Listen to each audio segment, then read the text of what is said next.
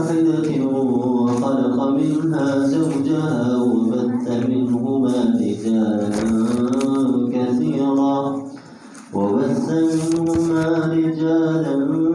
كثيرا ونساء واتقوا الله الذي تساءلون به والأرحام إن الله كان عليكم رقيبا وآتوا اليتامى أموالهم ولا تتبدلوا الخبيث بالطيب ولا تأكلوا أموالهم إلى أموالكم إنه كان حوبا كبيرا وإن خفتم ألا تقسطوا في اليتامى فانكحوا ما طاب لكم من النساء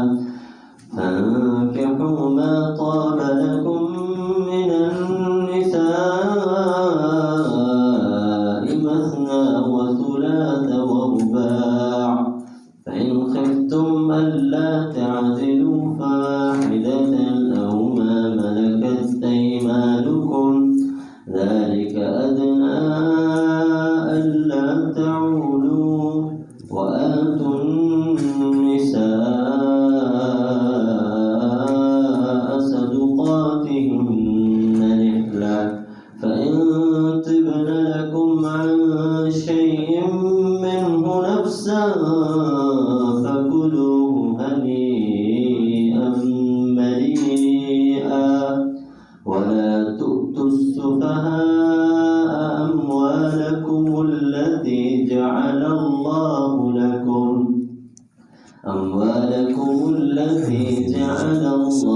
لكم قياما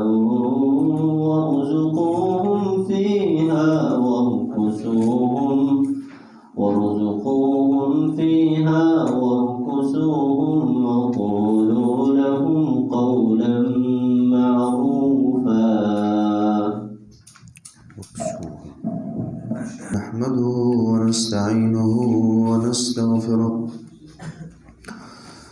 ونعوذ بالله من شرور أنفسنا ومن سيئات أعمالنا من يهده الله فلا مضل له ومن يضلل فلا هادي له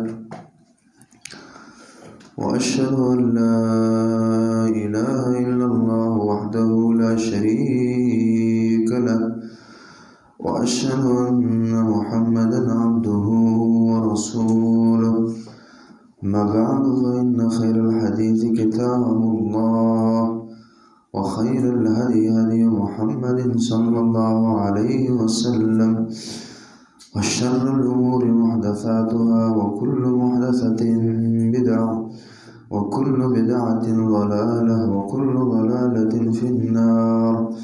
يا أيها الذين آمنوا اتقوا الله حق تقاته ولا تموتن إلا وأنتم مسلمون. يا أيها الناس اتقوا ربكم الذي خلقكم من نفس واحدة وخلق منها زوجها وبث منهما رجالا كثيرا ونساء واتقوا الله الذي تساءلون به والأرحام إن الله كان عليكم رقيبا. يا أيها الذين آمنوا اتقوا الله وقولوا قولا سديدا يصلح لكم أعمالكم ويغفر لكم ذنوبكم ومن يطع الله ورسوله فقد فاز فوزا عظيما. اللهم صل وسلم على نبينا محمد صلى الله عليه وآله وسلم. لا إله إلا أنت سبحانك إنا كنا من الظالمين. ونستغفر الله الذي لا إله إلا هو الحي القيوم وأتوب إليه. اللهم اجعله خالصا لوجهك الكريم وبارك لنا فيه وزدنا منه واجعله في ميزان حسناتنا يوم القيامة يا رب العالمين. اللهم زينا بزينة الإيمان وجعلنا هداة مهتدين ربنا تقبل منا إنك أنت السميع العليم وتب علينا إنك أنت التواب الرحيم رب يسر ولا تعسر وتمم بالخير اللهم اجعل القرآن ربيع قلوبنا ونور صدورنا وجلاء أحزاننا وذهاب همومنا أعوذ بالله السميع العليم من الشيطان الرجيم من همزه ونفخه ونفثه بسم الله الرحمن الرحيم يا أيها الناس اتقوا ربكم الذي خلقكم من نفس واحدة وخلق منها زوجها وبث منهما رجالا كثيرا ونساء واتقوا الله الذي تساءلون به والأرحام إن الله كان عليكم رقيبا سورة النساء قرآن کی یہ تیسری صورت ہے۔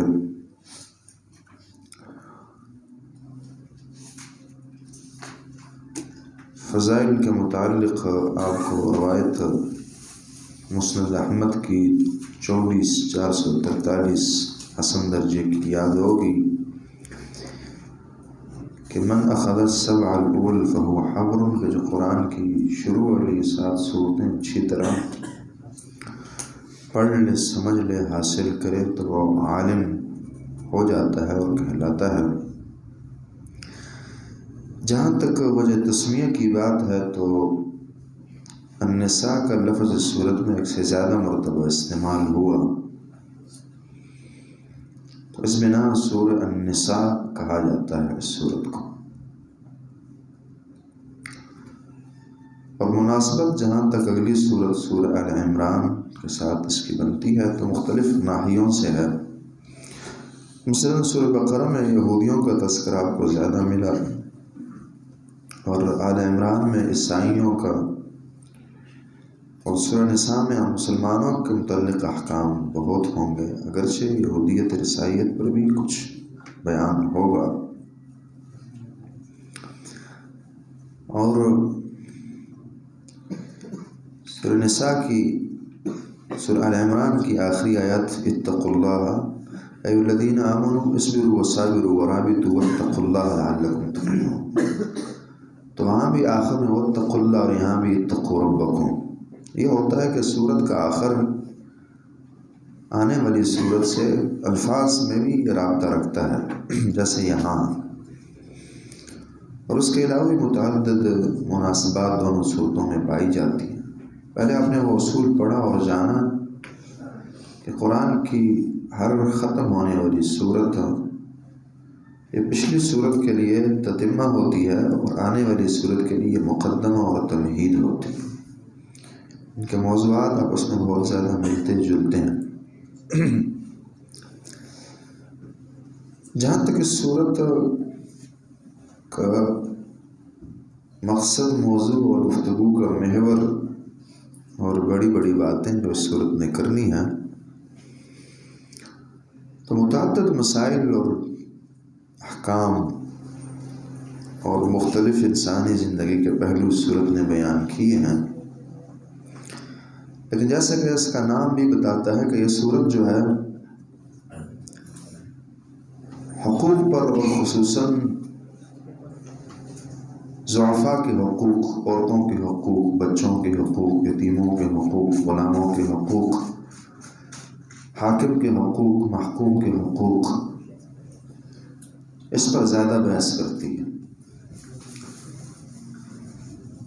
اور مظلوموں کے حق پر زیادہ بات کرتی ہے۔ اس لیے اسی کے اندر پھر آپ کو وراثت کے مسائل بھی ملیں گے۔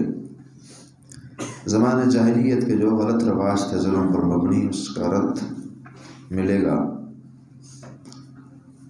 یعنی آپ کہہ سکتے ہیں کہ معاشرہ ملت اسلامیہ کو تشکیل دینے والی یہ صورت ہے۔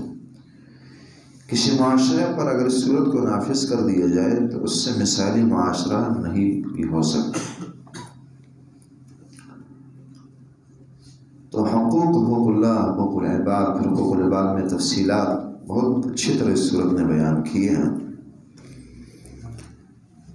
اور جو اسلام کے آنے کے مطلوب مقاصد ہیں، مال کی حفاظت، جان کی حفاظت، عزتوں کی حفاظت، عقل کی حفاظت، دین کی حفاظت، جسے مقاصد الشریعہ کہا جاتا ہے، وہ بھی اس صورت میں بیان کیے ہیں۔ حاکم کے حقوق بڑے پیارے بیان کیے ہیں، محکوم کے اور رعایا کے حقوق بہت اپنے موضوع میں یہ کمالی صورت ہے۔ باقی انشاءاللہ جب آپ اندر اتریں گے اس صورت کے اور سیر کرنے بیٹھیں گے تو مزید اس کی خوبصورتیاں اور صورت کی کمالات آپ دیکھ لیں گے اور سمجھ جائیں گے۔ بسم اللہ الرحمن الرحیم۔ یا ایھا الناس، اے لوگو، الناس کہہ دیا، کیونکہ یہودی ہو، عیسائی ہو، مشرک ہو، منافق ہو، مسلم ہو، گناہگار ہو، نیک ہو، تمام کو مخاطب اے لوگو، تمام کی ضرورت چونکہ تقوی ہے تو اتقوا ربکم، ڈرو اپنے رب سے، الذی هو رب خلقکم، جس نے تمہیں پیدا کیا، من نفس واحدہ، ایک ہی نفس سے، راجع تفسیر کے مطابق آدم علیہ السلام سے پیدا کیا، حتیٰ کہ وہ خلق منہا زوجہا، انہی سے ان کی بیوی کو پیدا کیا گیا ہے۔ اور صحیح مسلم کی 1468 نمبر حدیث مزید وضاحت بیان کرتی ہے کہ ان المرأة خلقت من ضلع، کہ عورت کی پیدائش پھر پسلی سے کی گئی ہے، یعنی آدم علیہ السلام کی۔ اسی بنا عورت جو ہے یہ محتاج ہے مرد کی، اور اسی کی طرف میلان بھی رکھتی ہے۔ ایک لحاظ سے جس طرح کہ ماں ہوتی ہے کسی انسان کے لیے، تو اسی طرح عورت مرد کی محتاج، اور اسی سے اس کی تخلیق ہوئی ہے۔ وَخَلَقَ مِنْهَا زَوْجَهَا، اور آگے پھر نسل انسانی کو انہی دو مردوں سے پیدا کیا گیا، آدم اور حوا، اس لیے فرمایا وَبَثَّ مِنْهُمَا رِجَالًا كَثِيرًا وَنِسَاءً، اور پھیلا دی ان دونوں سے رجالاً، مرد بندے، کثیراً بہت سارے، ونساء، اور اسی طرح عورتوں کو بھی پھیلایا اور پیدا کیا۔ رجال کثیراً اس لیے کہا چونکہ مرد نظر زیادہ آتے ہیں، اور عورت جو ہے وہ مخفی رہتی ہے، گھروں کے اندر رہتی ہے، نظر کم آتی، اس لیے رجال کثیرہ کہہ دی۔ اگر میں بعض اوقات بعض زمانوں میں، خاص طور اس زمانے میں، عورتوں کی پیدائش یہ زیادہ ہے بنسبت مردوں کی، اور بعض نے یہ بھی کہا کہ رجال کثیر و نساء کثیرہ سے تقدیر یہ بنتی ہے کہ عورتیں بھی بڑی پیدا کی۔ وَاتَّقُوا اللَّهَ الَّذِي تَسَاءَلُونَ بِهِ وَالْأَرْحَامَ، اصل یہ ہے انسان کی پیدائش کس سے ہے، کیا اس کا خاندان ہے، کیا حسب و نسب ہے، یہ بات کی باتیں ہیں تمام جو ہے۔ ان اکرمکم عند اللہ اتقاکم، تو فرمایا واتقوا اللہ الذی تساءلون، ڈرو اس اللہ سے، الذی وہ تساءلون بہ، جس کے نام پر، جس کے ذریعے تم ایک دوسرے سے سوال کرتے ہو، والارحام میں، اور اسی طرح صلہ رحمی کے ذریعے سوال کرتے ہیں۔ یہاں دو معنی بن جاتے ہیں، دو لحاظ سے اس کی ترکیب بنتی ہے اور مفہوم نکلتا ہے۔ ایک یہ ہے کہ تم اللہ سے ڈرو، وہ اللہ جس کے ذریعے تم ایک دوسرے سے سوال کرتے ہو، یہ اللہ کے نام پر دیں، یہ میرا کام کر دیں۔ اسی طرح والارحام، اور اسی طرح صلہ رحمی کے ذریعے، خاص طور عرب کی عادت بہت تھی کہ وہ جی کچھ کسی سے کوئی مطالبہ کرنے کے لیے، کوئی کام کروانے کے لیے صلہ رحمی کا حوالہ دیا کرتے تھے، رشتے کا واسطہ دیا کرتے تھے۔ والارحام، جس کا تم حوالہ دیتے ہو، صلہ رحمیوں کو پیش کرتے ہو، یعنی ایک اللہ کا نام واسطہ، اور اسی طرح صلہ رحمیوں کا اور رشتوں کا واسطہ۔ اور دوسرا اس طرح بنے گا کہ واتقوا اللہ الذی تساءلون بہ، یہاں ایک بات ہو جائے گی، تو اس اللہ سے ڈرو جس کے نام پر تم ایک دوسرے سے مانگتے ہو، سوال کرتے ہو، والارحام، اور اسی طرح صلہ رحمیوں کو قطع کرنے سے بھی ڈرو اور بچو۔ اس کا تعلق اتقوا سے بن جائے گا کہ قطع رحمیوں سے بھی، اللہ سے بھی ڈرو بچو، اور اسی طرح قطع رحمیوں اور رشتوں کو توڑنے سے اجتناب کرو. والارحام ان اللہ کان علیکم رقیبا، بے شک اللہ رب العالمین تم پر نگبان ہے. اللہ رب العالمین دیکھ رہے ہیں، اس لیے خود کو نگرانی کے اندر سمجھو. معنی اس طرح ہم کہتے ہیں نا کیمرے کی آنکھ آپ کو دیکھ رہی ہے، اس طرح کی بات ہے. ان اللہ کان علیکم رقیبا، اللہ دیکھ رہے ہیں، اللہ کی نگرانی میں تم جی رہے ہو. ان اللہ کان علیکم رقیبا، اس لیے صلہ رحمیوں کے اندر ڈنڈیاں نہ مارو، اللہ کے خوف میں کمیاں نہ کرو، ظلم زیادتیاں نہ کرو. یہ شروع میں ہی خوف خدا کا حوالہ دے دیا گیا اور تقوی کا حوالہ دیا گیا، تاکہ جب تقوی ہے تو ایک معاشرہ بہترین تشکیل دیا جا سکتا ہے. ظلم زیادتیاں، حقوق کی تلفیاں وغیرہ یہ نہیں ہوں گی، کیونکہ تقوی ہی جہاں انسان کو آخرت کے لائق اور قابل بنایا کرتا ہے، وہاں معاشرے کا ایک بہترین فرد بنایا جایا کرتا ہے. اور یہ بات ذرا سمجھنے کی ہے، یعنی یہ تقوی اور دینداری اور للہیت فقط آخرت کا ساز و سامان نہیں ہے.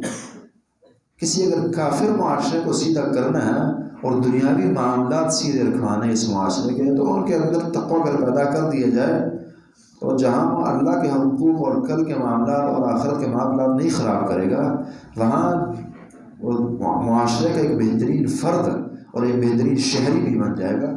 سادہ الفاظ میں کہ جب وہ اللہ کا خوف رکھ رہا ہے تو کسی کے حقوق نہیں غصب کرے گا، وہ رشوت نہیں لے گا، وہ حرام خوریاں نہیں کرے گا، وہ ظلم زیادتیاں نہیں کرے گا، کسی کو تکلیف نہیں دے گا. تو تقوی جو ہے یہ فقط آخرت کی ضرورت نہیں، یہ دنیا کی بھی ہے. ان اللہ کان علیکم رقیبا. وآتوا الیتامی اموالہم، آتوا الیتامی، تم دو یتیموں کو. یتیموں کے بارے میں لوگ ظلم زیادتیاں کر جاتے ہیں معاشروں میں، اور اس زمانے کے کافر بھی کیا کرتے تھے. جو زمانہ جاہلیت کی جو بیماری ہے وہ اس امت کے اندر پھر سرایت کر گئی ہے نا، اور کریں گی مزید. تو آتوا الیتامی اموالہم، تم دو یتیموں کو ان کا مال نہ غصب کرو، ان کا مال دو. اشارہ ہے کہ وہ اس کے مالک ہے، تمہیں لینے کا کیا حق ہے.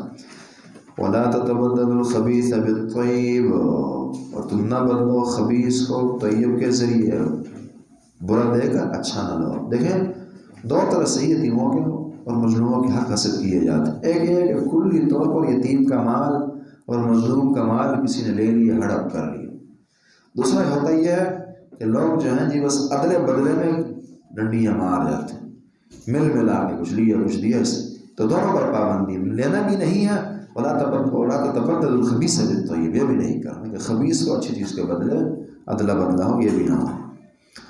اسی طرح ولا تاکلوا اموالهم الى اموالکم، تم نہ کھاؤ ان کا مال الى اموالکم، اپنے مال کے ساتھ ملا کر. یہ بات پہلے بھی گزری ہے، یہاں تھوڑی وضاحت اس کی سمجھیے. یہاں الى اموالکم اکثر پھر آپ دیکھتے ہیں کہ لکھا ہوتا ہے کہ الى جو ہے ماں کے معنی میں ہے، کہ تم یتیموں کے مال کو اپنے مال کے ساتھ ملا کر نہ کھاؤ. لیکن وہی بات جو ہم نے پہلے بھی کی تھی، شیخ الاسلام ابن تیمیہ رحمہ اللہ نے لکھی ہے مقدمہ فی اصول التفسیر میں، کہ یہاں صحیح اور راجح موقف یہ ہوتا ہے کہ لفظ دوسرے کے معنی میں نہیں ہوتا، الہ ماں کے معنی میں نہیں ہے، بلکہ الہ اپنے اصل معنی میں ہی ہے. لیکن ہوتا یہ ہے نا کہ جب بندہ کسی کا مال لے گا کھائے گا تو پہلے اس مال کو اٹھا کے اپنے مال کے ساتھ ملائے گا، اسے اپنا شریک بنائے گا کہ جی بالکل مل کر کاروبار کرتے ہیں، مل کر جی کھاتے پیتے ہیں. تو پہلے اٹھا کر اپنے مال سے ملائے گا، جوڑے گا اور پھر کھائے گا. تو یہ الہ اس چیز کی طرف اشارہ کر رہا ہے کہ تم کسی اور کا یتیم کا، غریب کا، مسکین کا مال، پرایا مال ملاؤ گے اپنے مال سے اور پھر جی کھانا شروع کر دو گے. اور اگر علمی اس کی تعبیر ہو تو وہ جو آپ نے پڑھا والعرب تضمن الفعل معنی الفعل، کہ عرب یہ کرتے ہیں کہ بعض اوقات ایک فعل کو دوسرے فعل کے اندر گھسا دیتے ہیں اور پھر اس کے لیے حروف جر وغیرہ لاتے ہیں. یعنی کہ یہاں ایک اور معنی بھی، ایک اور فعل بھی مخفی ہے، اور وہ فعل یہ ہے کہ جب تم ضم کا فعل ہے، ملانے کا فعل ہے کہ تم ملاؤ اپنے مال سے اور پھر کھانا شروع کر دو. میں بات تھوڑی جلدی کر رہا ہوں اشارتاً، جن کو سمجھ آئے گی انشاءاللہ انہیں آ جائے گی، ہو سکتا ہے بعض کو نہ بھی آ رہی، اس کو تفصیل چاہیے ہوگی.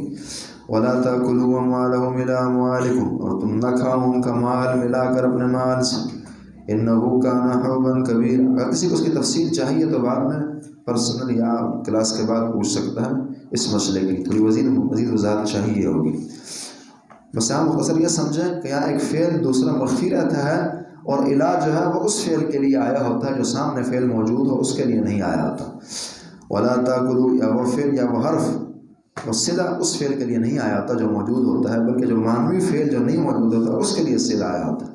ولا تاکلوا اموالهم الى اموالکم انه کان حبا کبیرا، بے شک یہ بہت بڑا گناہ ہے کہ بندہ مسکینوں اور یتیموں کا مال کھانا شروع کر دے. انه کان حبا کبیرا. وَإِنْ خِفْتُمْ أَلَّا تُقْسِطُوا فِي الْيَتَامَىٰ، اگر تمہیں خوف ہو کہ تم یتیموں میں انصاف نہ کر سکو گے، فَانكِحُوا مَا طَابَ لَكُم مِّنَ النِّسَاءِ، تو نکاح کرو جو تمہیں اچھی لگیں بری لگیں عورتیں، مثنیٰ وثلاث ورباع، 2 3 4. بخاری کی 94 نمبر حدیث عائشہ رضی اللہ تعالیٰ عنہ اس کا متعلق فرماتی ہے کہ عربوں کی عادت یہ تھی کہ مثلا اگر وہ ایک بچی کی پرورش کر رہے ہیں اور بچی حسن رکھنے والی حسب و نسب والی ہے تو وہ کرتے یہ تھے کہ جی خود سے شادی کرنی اور حق مہر پورا نہیں دینا یا عام حق مہر دینا جس کے ولایت ہوتی تھی وہ حق مہر نہیں دیا جاتا تھا.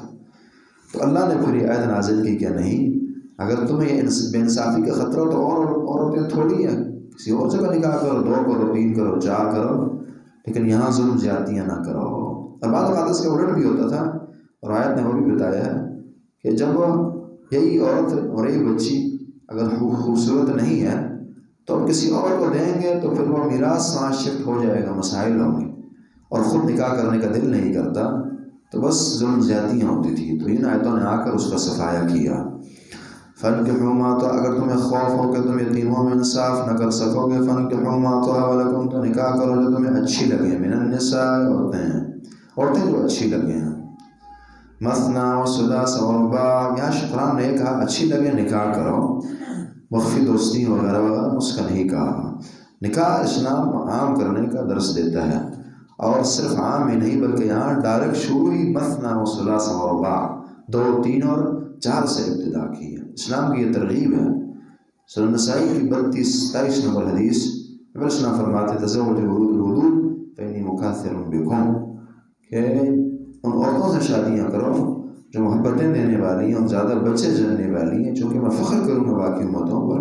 اب ظاہر زیادہ شادیوں کا معنی زیادہ اولاد کا ہونا، یہ اسلام کی ترغیب ہے کہ جس قدر امت زیادہ ہوتی ہے، جس قدر اولاد زیادہ ہوگی آپ کے لیے ہاتھ زیادہ اٹھیں گے دعاؤں کے لیے.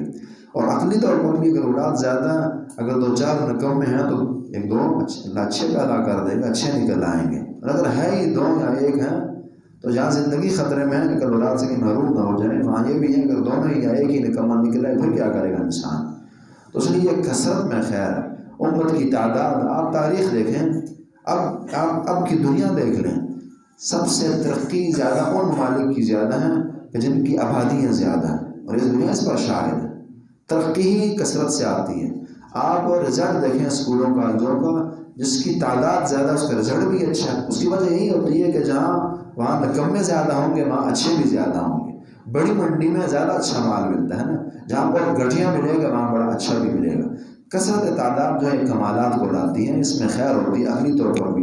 یہاں مسلمانوں کو بیوقوف بنایا گیا کہ آبادی کی کثرت جو ہے مسائل پیدا کرتی ہے. یا کس نے کہا؟ اب بھی آپ دیکھ لیں دنیا کا خالی حصہ اور رائے گاہ اور بیکار جو جا رہا ہے انسان استعمال میں نہیں ہے، وہ زیادہ ہے اور استعمال میں بہت کم ہے. اپنے ملک اس ملک کو جو آپ نے سفر کرتے ہوں گے، یہاں سے لاہور کا آپ سفر کریں تو دشت و بیابان زیادہ اور آبادیاں کم ہیں. چھوٹا سا ایریا آپ دیکھیں، اسی طرح سارا ملک دیکھیں خالی ہے.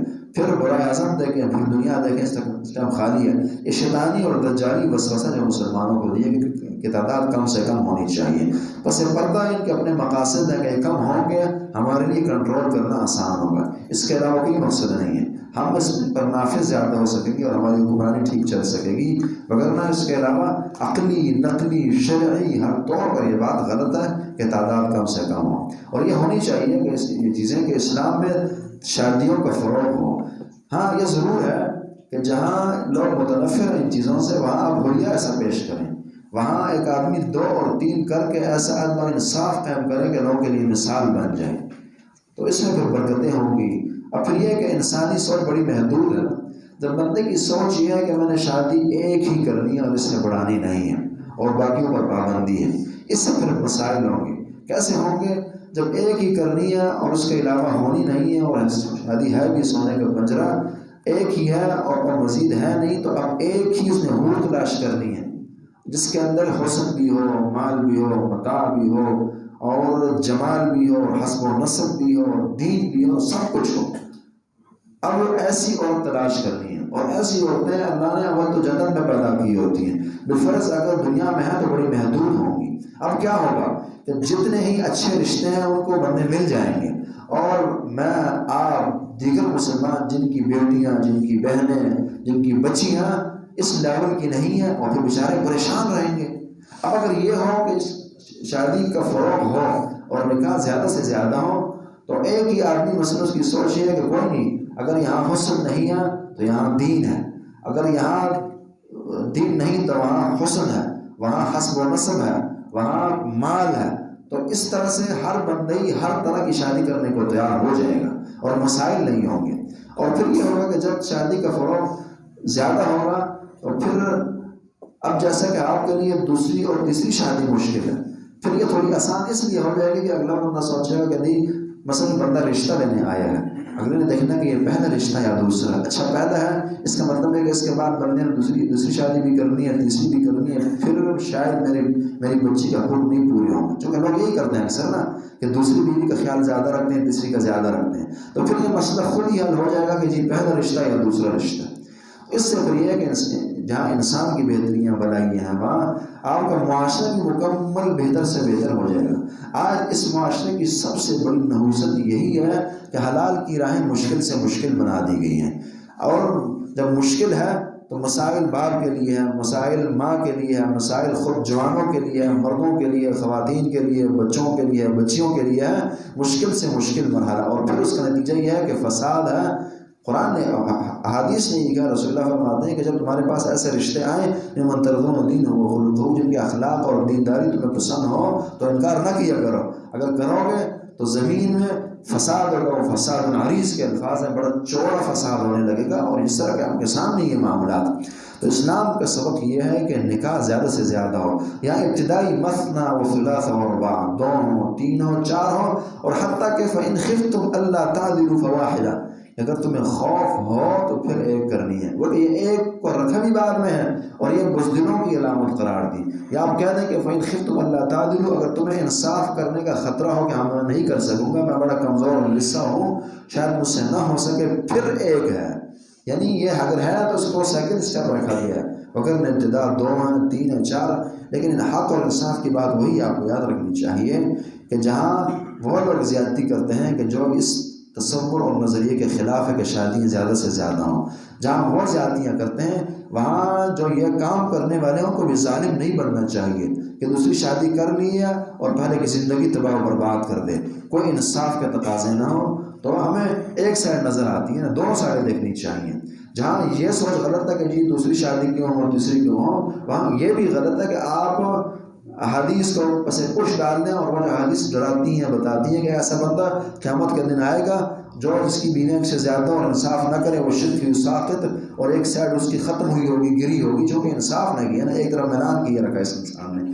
تو اس لیے پھر وہ احادیث بھی آپ کے سامنے رہنی چاہیے، اور پورے کے پورے حقوق انسانوں کے جو ہیں وہ ادا کرنے چاہیے، تاکہ ظلم نہ ہو، زیادتیاں نہ ہوں۔ یہ انصاف کا درس ہے، دونوں طرف اصلاح کی ضرورت ہے، مقصد یہ ہے۔ فإن خفتم الا تعدلوا، اگر تمہیں خوف ہو کہ انصاف نہ کر سکو گے، فواحدہ، پھر ایک ہی کافی ہے۔ او ما ملکت ایمانکم، یا اگر او ما ملکت، یا جو جن کے مالک ہے تمہارے دائیں ہاتھ، یعنی یا پھر لونڈیاں، اگر انصاف آزاد، چونکہ آزاد عورت کے حقوق زیادہ ہیں بنسبت غلام اور لونڈی اور کنیز کے، او ما ملکت ایمانکم، لیکن اس سے نکاح جو ہے قرآن نے آگے جا کر بات کرنی ہے، ومن لم یستطع منکم طولا ان ينكح المحصنات المؤمنات فما ملکت ایمانکم، جس کی طاقت آزاد عورت سے شادی کرنے کی نہ ہو پھر ان سے کرے گا۔ او ما ملکت ایمانکم ذلک ادنی الا تعولوا، یہ جو ہے یعنی اگر طاقت نہیں ہے 2 اور 4 کرنے کی، ایک سے نکاح کرنا، لونڈی سے کرنا، ذالک ادنی الا تعولوا، یہ زیادہ قریب ہے یہ بات، اللہ تعولوا کہ تم انصاف یعنی بے انصافی نہ کر سکو گے، میلان سے بچ سکو گے۔ ظاہر ہے جب ایک ہی ہے تو پھر یہ خطرات تھوڑے کم ہو جاتے ہیں ظلم زیادتی کے۔ ذالک ادنیٰ اللہ تعولوا، لیکن یہ شرط قرآن اسلام نے لگائی ہے، قرآن نے لگائی ہے کہ اسلام میں زیادہ شادیاں ہیں، لیکن بنیادی شرط یہ ہے کہ آپ سے انصاف ہو سکے، انصاف۔ لیکن یہ بات وہی ہے کہ جب بندہ دیندار ہے، دیندار، تو رسول اللہ کی طرح 11 اور 12 بیویاں تب بھی انصاف بندہ کر لیتا ہے۔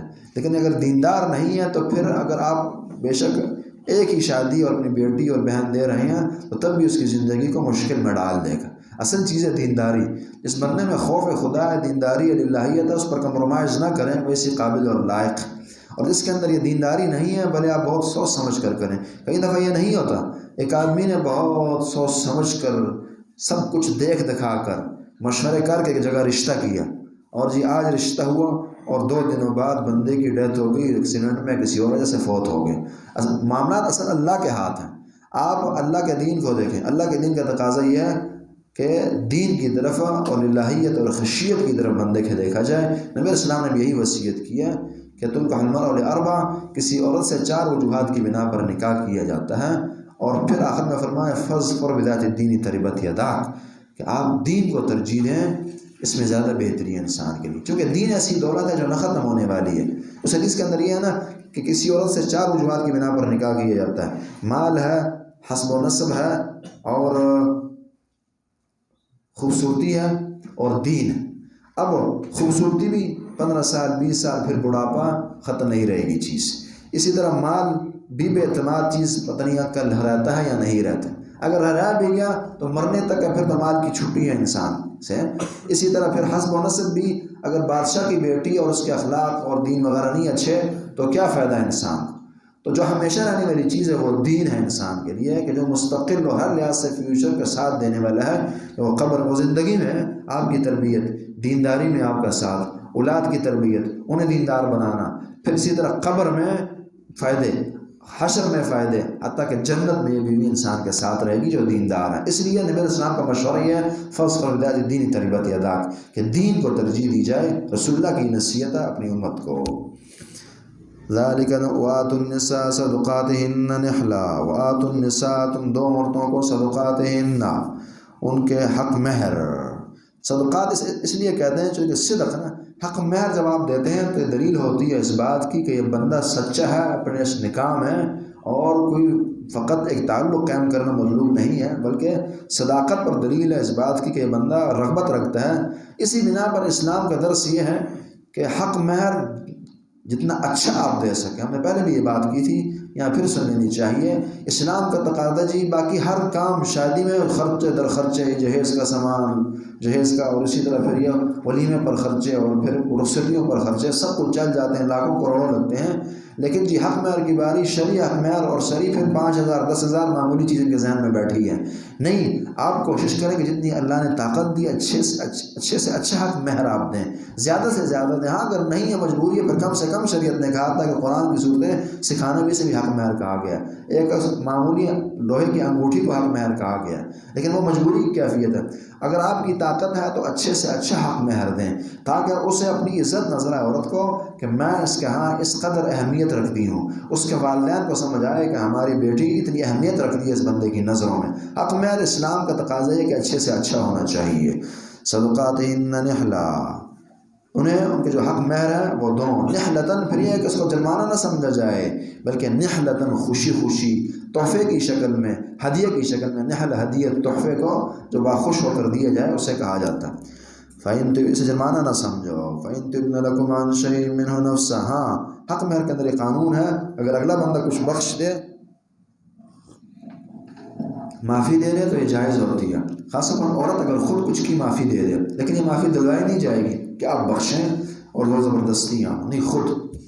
اس لیے فرمایا فَإِن تُبْنَ لَكُمْ عَنْ شَيْءٍ، اگر وہ خود راضی ہو کر اور باخوشی، لکم، تمہارے لیے، عن شیء، من، کسی چیز سے کچھ حصہ اگر خود ہی وہ بخش دیتی ہے اور باخوشی دے دیتی ہے، نفساً، اپنی مرضی سے، فَكُلُوا هَنِيًّا مَرِيًّا، تو اسے کھاؤ، ہنیئاً، مزیدار، مبارک چیز کو کہا جاتا ہے، مریئاً، بے نقصان، آسانی سے نکلنے والی چیز کو مریا کہتے ہیں، نہیں باخوش ہو کر کھاؤ، پھر حرج نہیں ہے۔ وہ خود ہی بخش دے وہ عورت، کچھ حق مہر معاف کر دے تو فکلوا ہنیئا مریئا۔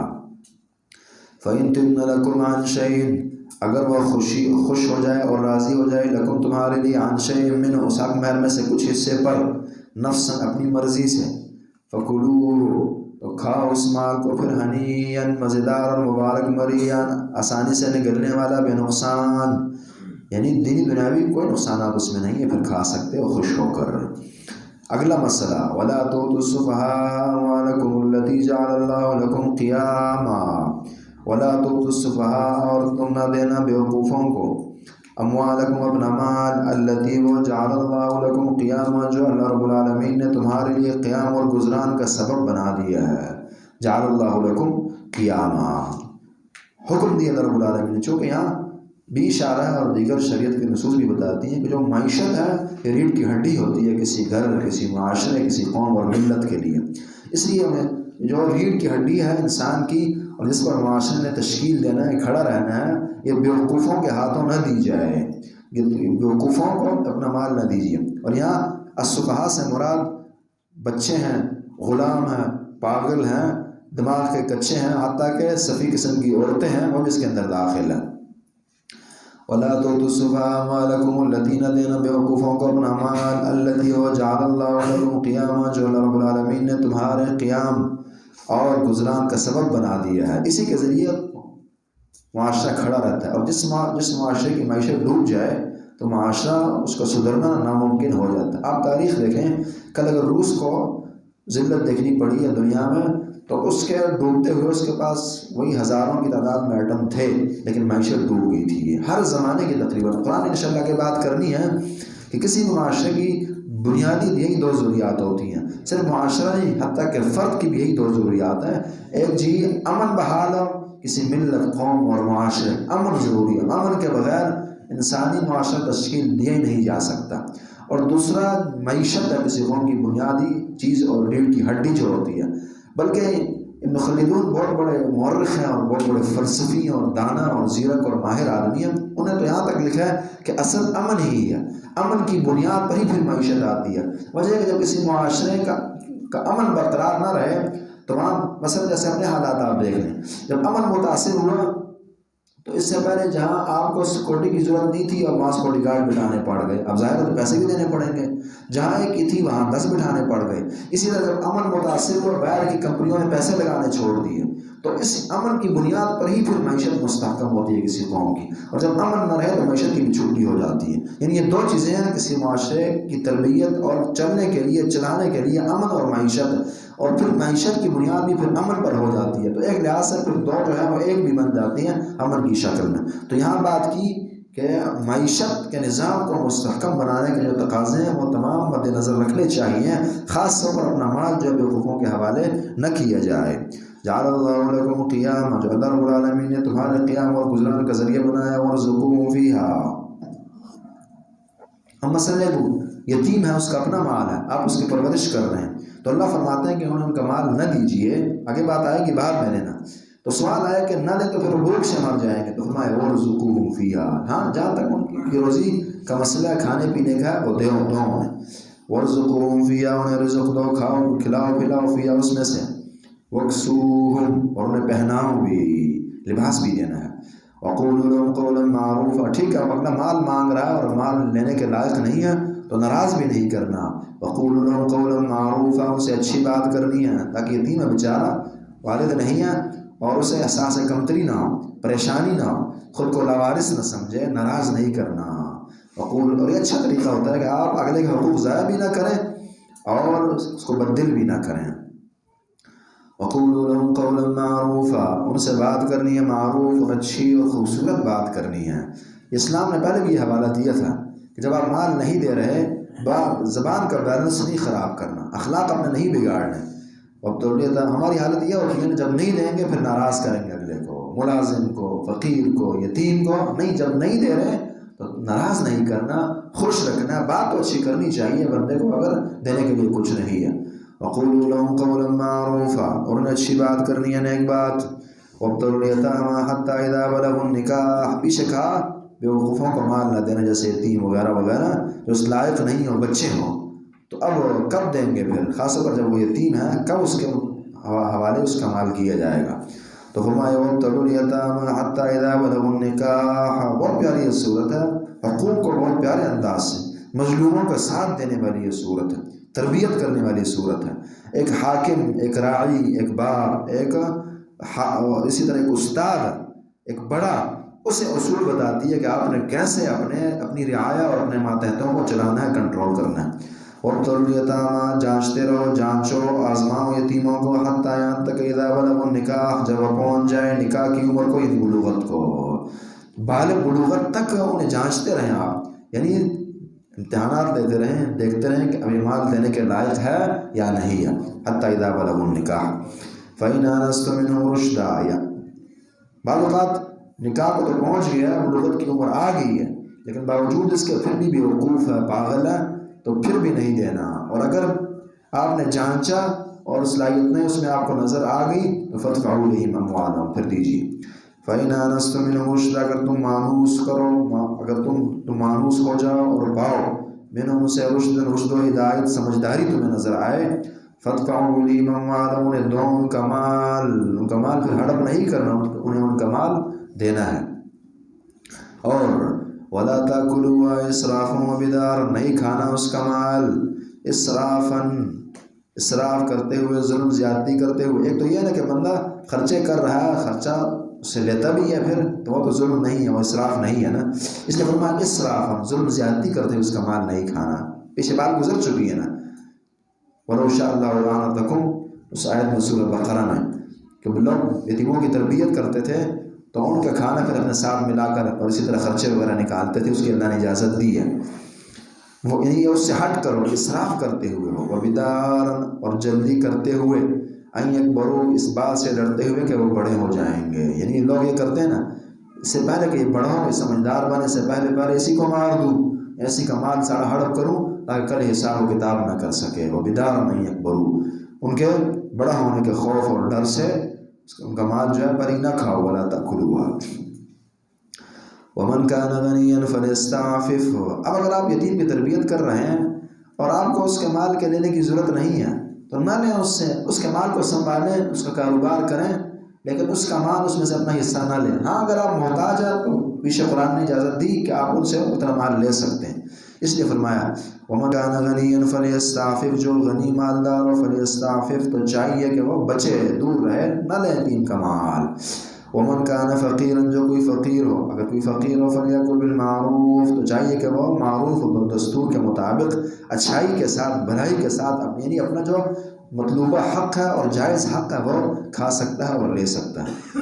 فَإِذَا دَفَعْتُمْ إِلَيْهِمْ أَمْوَالَهُمْ، جب تم انہیں دو ان کا مال، فَاشْهِدُوا عَلَيْهِمْ، تو گواہ قائم کرنا ہے، جی یہ بچہ، اس کا اتنا مال میرے پاس تھا، اب یہ قابل ہو گیا ہے، آپ گواہ رہیں، میں اسے دے رہا ہوں، اور لکھ بھی لیں ساتھ، فَاشْهِدُوا عَلَيْهِمْ وَكَفَى بِاللَّهِ حَسِيبًا، اشارہ دیا کہ ڈنڈیاں نہیں مارنی حساب و کتاب میں۔ مال دے دیا اور بنتا کچھ تھا اور آپ نے کچھ دیا، بنتا زیادہ کم دیا، نہیں، وَكَفَى بِاللَّهِ حَسِيبًا، اللہ رب العالمین حساب و کتاب کرنے کے لیے کافی ہے۔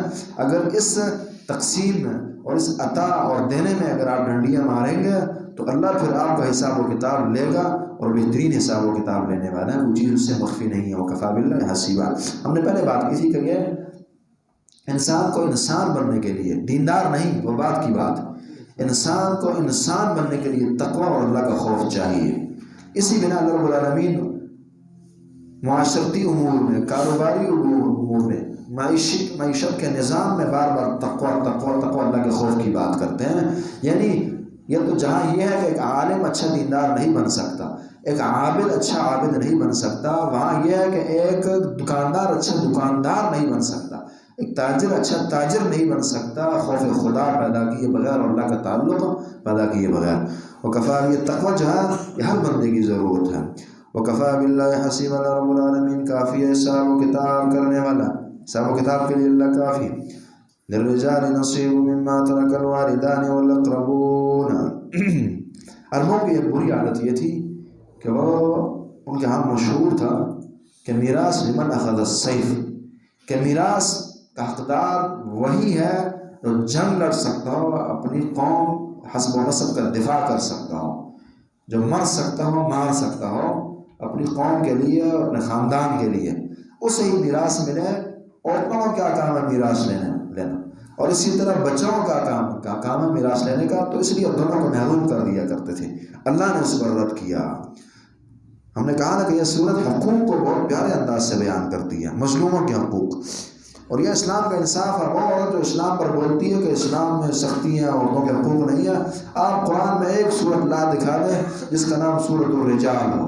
ایک صورت ہے قرآن میں الرجال کے نام سے، لیکن النساء کے نام سے اللہ نے مستقل صورت اتاری ہے۔ للرجال نصیب مما ترک الوالدان، للرجال مردوں کے لیے نصیب حصہ ہے، مما ترک الوالدان جو چھوڑ جائیں والدین۔ آگے پھر تفصیل آ رہی ہے کہ کس طرح سے تقسیم ہوگی۔ مما ترک الوالدان جو چھوڑ جائیں بچے، جو والدین میاں بیوی، یہ تغلیب ہے، والاقربون قریبی رشتہ دار چھوڑ جائیں۔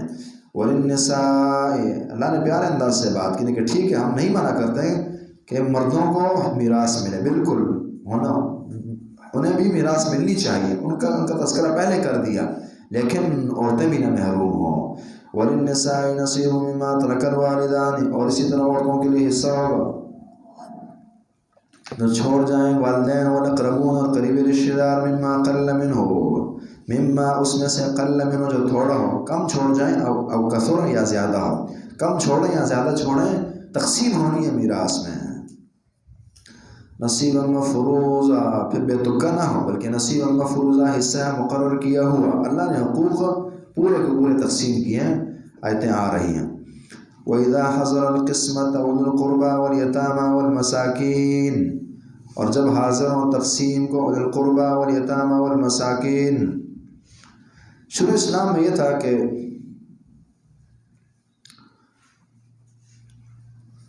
صحیح بخاری کی روایت ہی بتلاتی ہیں کہ نبی کریم صلی اللہ علیہ وآلہ وسلم نے جو انصاریوں اور مواخات کر دی تھی، مہاجرین اور انصار میں بھائی بھائی بنا دیا تھا، اور اس کے علاوہ بھی ان کی آپس میں یہ چیزیں چلتی تھی بھائی چارے وغیرہ کی، تو اسی بنا پھر وہ میراث بھی لیا کرتے تھے، اور اللہ رب العالمین نے پھر سے میراث کی آیتیں نازل کر کے منسوخ کر دیا، بات آگے آ رہی ہے، تو اس لیے بعض اس کو وہاں جوڑتے ہیں، اور کچھ یہ بھی ہیں کہ عام اس کا دوسرا معنی جو غیر منسوخ بنتا ہے کہ جب تقسیم ہو رہی ہو میراث کی، اگر غریب فقراء مساکین آ جائیں تو انہیں بھی کچھ دے دینا چاہیے میراث سے ہٹ کر۔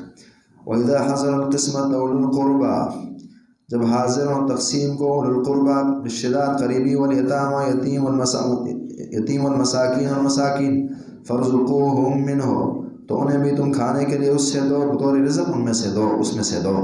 وَقُولُوا لَهُمْ قَوْلًا مَّعْرُوفًا، اور ان سے اچھی بات کرنی ہے، ناراض نہیں کرنا۔ وَقُولُوا لَهُمْ قَوْلًا مَّعْرُوفًا، اور بعد اس کا ایک دوسرا معنی بھی نکالا ہے، تیسرا معنی آپ کہہ دیں، یعنی یہی جو وارث بن رہے ہیں، بعض اوقات ہوتا یہ ہے کہ وارثوں کو میراث چاہیے، وہ غریب ہیں، ان کی ضرورت ہے، اگلے کہتے ہیں نہیں صبر کرو، اگلے سال تقسیم کریں گے، اگلے کریں گے، لیٹ کرتے رہتے ہیں، تو فرمایا نہیں کہ جب وہ تقسیم وہ حاضر ہوں اپنا مال لینے کے لیے، اور غریب بھی ہے، مسکین بھی ہے، رشتہ دار ہیں، تو دو، پھر دار مٹول نہ کرو، یہ بھی غیر منسوخ معنی ہو۔ فَارْزُقُوهُم مِّنْهُ، آپ سمجھ رہے ہوں گے، اگر انہیں وہ پہلا معنی لیا جائے کہ مراد جو پہلے تقسیم کی جاتی تھی اور مواخات کی بنا پر، اگر وہ پھر وہ تو منسوخ ہے، اور اگر یہ دوسرے معنی ہو کہ عام غربا مساکین کو دینا، تو یہ غیر منسوخ ہوگا، دینا چاہیے، اس لیے اگر اپنے رشتہ دار آئیں تو انہیں بھی دینا چاہیے۔ مزید اسی سے ملتی جلتی باتیں آگے آ رہی ہیں۔ فَارْزُقُوهُم مِّنْهُ وَقُولُوا لَهُمْ قَوْلًا مَّعْرُوفًا، اچھی بات کرنی ہے۔ وَلْيَخْشَ الَّذِينَ لَوْ تَرَكُوا مِنْ خَلْفِهِمْ ذُرِّيَّةً ضِعَافًا خَافُوا عَلَيْهِمْ، لوگ وصیتوں میں ڈنڈیاں مار جاتے ہیں، اللہ خوف دلا رہے ہیں۔ وَلْيَخْشَ الَّذِينَ، چاہیے کہ ڈرے وہ لوگ، لو ترکو، اگر وہ چھوڑ جاتے ہیں، من خلفہم اپنے پیچھے، ذریۃ اولاد، ضعافا کمزور، خافوا علیہم وہ ڈرتے اس پر۔ ایک معنی یہ ہے کہ دیکھیں آج جو ظلم زیادتیاں کر رہے ہیں، یتیم کے حقوق کھا رہے ہیں، بالفرض ان کی اولاد یتیم ہوتی اور کوئی اور ان کے حقوق غصب کرتا، کتنی تکلیف ہونی تھی انہیں۔ اس لیے انہیں اب ڈرنا چاہیے کہ اگر اللہ نے تمہاری اولاد نہیں یتیم کی تو کسی کی اولاد کے ساتھ ظلم زیادتیاں نہ کرو، یہ ایک معنی۔ دوسرا معنی یہ ہے کہ یہ جو بندہ مر رہا اور اس کے پاس اگلا بندہ بیٹھ کے ظلم کے مشورے دے رہا ہے کہ آپ یہ وصیت کریں، اس طرح کریں، اس طرح کریں، یہ جو غلط مشورے دے رہا ہے اس مرنے والے کو، اگر اس کی اولاد یتیم ہو تو پھر کیا سوچے گا ان کے لیے؟ اس لیے انصاف کی بات کریں، ظلم زیادتی کی نہ کرے۔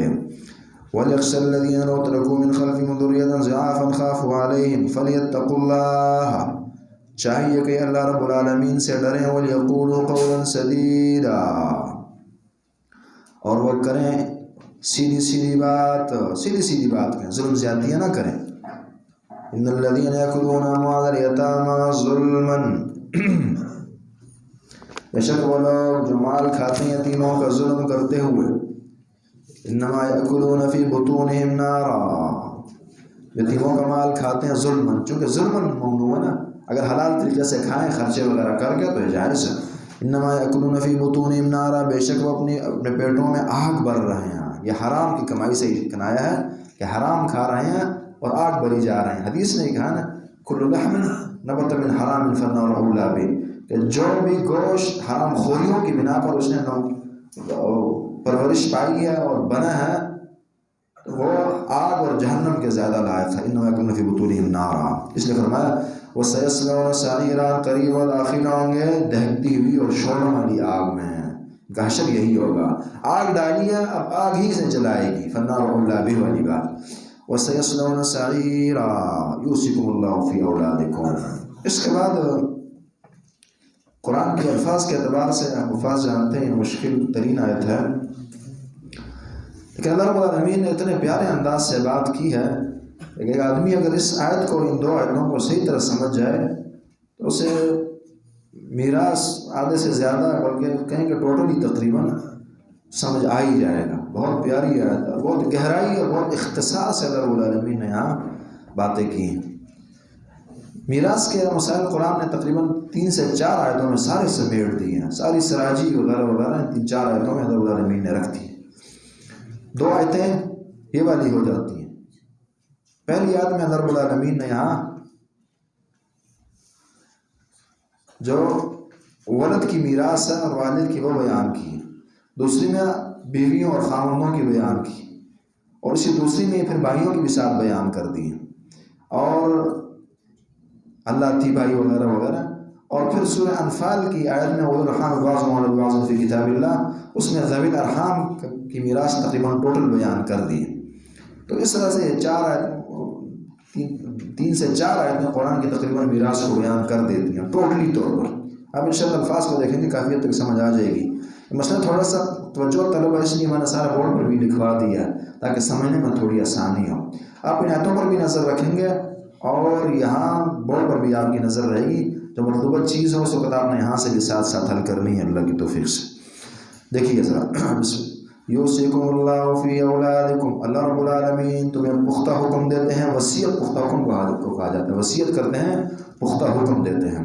الفاظ پر غور کیجیے گا، یوصیکم اللہ، اللہ رب العالمین تمہیں پختہ حکم دیتے ہیں، فی اولادکم، یعنی پختہ حکم ہے کہ منسوخ نہیں ہے، فی اولادکم تمہاری اولاد کے متعلق۔ کتنا انصاف، اللہ کو انسان کی اولاد کی فکر ہے، وہ اولاد اس کے لیے بندہ اللہ کو ناراض کرتا ہے، اس کی فکر انسان کو خود کم ہے، اللہ رب العالمین کو زیادہ ہے۔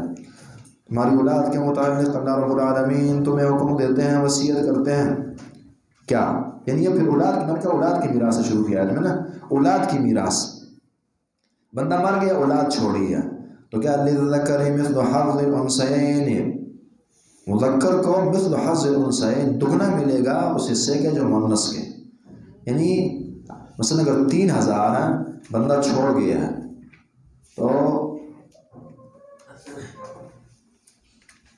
اور مرد کو آپ نے مثلا 1 بیٹا ہے اور 2 بیٹی ہیں تو اس 3 کو 1.5 کے حساب سے تقسیم کیا جائے گا نا، عورت جو ہے وہ نصف لیتی ہے، مثل حظ الانثیین۔ فَإِن كُنَّ نِسَاءً فَوْقَ اثْنَتَيْنِ فَإِن كُنَّ نِسَاءً، پہلی شکل کیا تھی، بندہ مرا بچے بھی ہیں اور بچیاں بھی ہیں تو بس ڈبل مرد کو دیں اور جو سنگل ہے وہ عورت کو دیں۔ اب یہ ہے کہ بندہ مر گیا ہے اور صرف اس نے چھوڑ دی ہیں بچیاں، فَإِن كُنَّ نِسَاءً، اور ان کی تعداد جو ہے 2 یا 2 سے زیادہ ہے۔ فَإِن كُنَّ نِسَاءً فَوْقَ اثْنَتَيْنِ، اگر وہ عورتیں ہوں بچیاں ہوں، فوق اثنتین، نسان کہہ دیا اشارہ ہے، اگر وہ بوڑھی بھی ہو گئی ہیں نا بچیاں تو تب بھی انہیں میراث، بڑے شادی ہو گئی ہیں سب کچھ ہے لیکن اپنا حق ملے گا۔ فَإِن كُنَّ نِسَاءً اگر عورتیں ہوں فوق اثنتین 2 سے زیادہ فَلَهُنَّ ثُلُثَا مَا تَرَكَ تو 2/3 وہ جو میت چھوڑ گیا ہے ما ترک 2/3 اسے ملے. جب 2 ہیں پھر 2/3 ملے. 2 یا 2 سے زیادہ ہیں اور صرف عورتیں ہی ہیں, صرف بہنیں ہی ہیں, صرف بچیاں ہی ہیں فَلَهُنَّ ثُلُثَا مَا تَرَكَ. تیسری صورت وَإِن كَانَتْ وَاحِدَةً فَلَهَا النِّصْفُ اگر ایک ہی بچی رہ گئی ہے فَلَهَا النِّصْفُ اس کے لیے نصف ہے. گویا کہ 3 شکلیں بن گئی ہیں اولاد کی میراث. پہلی شکل یہ تھی کہ بندہ مر گیا, نرینہ اولاد بھی ہے, مذکر مؤنث دونوں ہے, تو بس جی للذکر مثل حظ الانثیین کے تحت تقسیم کر دی. دوسری شکل یہ کہ بندہ مر گیا اور صرف بچی ہیں اور بچیاں 1 سے زیادہ ہیں تو 2/3 دے دیا. تیسری شکل ہے بندہ مر گیا اور صرف ایک ہی بچی ہے تو نصف دے دیا. اور باقی جو ہے باقی کا قانون یہ ہے کہ الحق الفرائض باهلها فمن بقي فلاولى للرجل ذکر. بخاری وغیرہ کی روایت ہے کہ بندہ جب مر گیا جو اللہ نے حصے تقسیم کی ہے, جس طرح کہ یہاں مثلا ایک بچی رہ گئی ہے نصف اسے ملنا ہے یہ حصہ, اور جو بچ جائے گا پھر جو مذکر قریبی رشتہ دار ہوگا, چاچا ہے, تایا ہے, وہ اسبہ کے تحت باقی وہ مال وہ لے لے گا. وَلِأَبَوَيْهِ لِكُلِّ وَاحِدٍ مِّنْهُمَا السُّدُسُ مِمَّا تَرَكَ إِن كَانَ لَهُ وَلَدٌ. یہ پہلی تقسیم ختم ہو گئی. اب اس کے بعد جو ہے والدین کی میراث. یہاں کیا لکھا گیا ہے؟ ماں باپ کی میراث. کتنی صورتیں بنائی گئی ہیں؟ 3 ہیں. پہلی صورت کیا ہے؟ اگر میت کی اولاد ہو تو والدین دونوں کے لیے 6واں حصہ, پہلی شکل ہے. اور اگر میت کی اولاد نہ ہو تو ماں کو 3 ہے اور باقی جو ہے باپ لے گا. تیسری صورت ہے اگر میت کے بھائی ہیں, اولاد کے ساتھ ساتھ میت کے بھائی بھی ہیں, بھلے یہ بھائی خود وارث نہیں بنیں گے لیکن حجب نقصان کے ساتھ علمی مسئلہ ہے, اس صورت میں کیا ہوگا ماں کے لیے 6 اور باقی جو ہے وہ باپ لے لے گا. اب ذرا الفاظ دیکھیں یہاں وَلِأَبَوَيْهِ لِكُلِّ وَاحِدٍ مِّنْهُمَا السُّدُسُ. وَلِأَبَوَيْهِ اور اس میت کے والدین کے لیے ابوئی, ماں کو بھی باپ کے تحت لائے گئے نا ابوئی. لِكُلِّ وَاحِدٍ مِّنْهُمَا السُّدُسُ ہر ایک کے لیے 6واں حصہ ہوگا. مما یعنی مال کو 6 میں تقسیم کر دیں گے اور ایک ان کو دے دیں. لِكُلِّ وَاحِدٍ مِّنْهُمَا السُّدُسُ ہر ایک کے لیے 6واں حصہ ہوگا. مما ترکا جو یہ میت چھوڑ گیا. إِن كَانَ لَهُ وَلَدٌ کب جب إِن كَانَ لَهُ وَلَدٌ جب اس میت کی اولاد ہے. میت کی اولاد ہے تو ماں باپ کیا لیں گے 6واں حصہ. یہ پہلی شکل. فَإِن لَّمْ يَكُن لَّهُ وَلَدٌ اگر اس کی اولاد نہ ہو میت کی, وَوَرِثَهُ وَوَارِثُ اس کے وارث بنے أَبَوَاهُ اس کے والدین, فَلِأُمِّهِ الثُّلُثُ تو پھر کیا ہے ماں کو ثلث اور وَالْبَاقِي لِلْأَبِ اور باقی جو ہے وہ باپ کو دے دیا جائے گا. یہ الفاظ یہاں نہیں ہے, سمجھ آ رہے ہیں. جب اولاد ہے تو ماں کو کیا ملا ثلث ملا اور باقی جو ہے وہ باپ نے بطور اسبہ لے لیا. فَإِن كَانَ لَهُ اب تیسری شکل بھائی ہیں. فَإِن كَانَ لَهُ إِخْوَةٌ اگر اس میت کے بھائی رہ جائیں فَلِأُمِّهِ السُّدُسُ تو ماں کو کیا دیں گے 6 اور باقی جو ہے کدھر جائے گا, باقی جو ہے باپ کو. بھائی خود اگر سے یہاں محروم ہوں گے. من بعد وصیت تو یہ 3 شکلیں جو ہیں ماں باپ کے میراث کی بن گئی ہے. ایک ہے سدس جب اولاد نہ ہو, اولاد ہو تو ماں کو سدس اور باقی باپ کے لیے, اور اگر اولاد کے ساتھ ساتھ بھائی بھی ہوں تو پھر کیا ہے ماں کو 6 ہے اور باقی جو ہے باپ کو ہے. من بعد وصیت یوصی بها دین اس کے بعد جو وصیت کی ہو اس انسان نے, یعنی وصیت پوری کی جائے گی پھر یہ نہیں, او دین یا قرض کی ادائیگی ہوں گی. پھر اصل میں جو نظام ہے ایک یہاں پر یہاں لکھا بھی گیا ہے کہ بندے کا جو بچے اس کے متعلق 4 حقوق ہیں, اس کے مال سے تجیز و تکفیر جو ہے وہ کی جائے گی.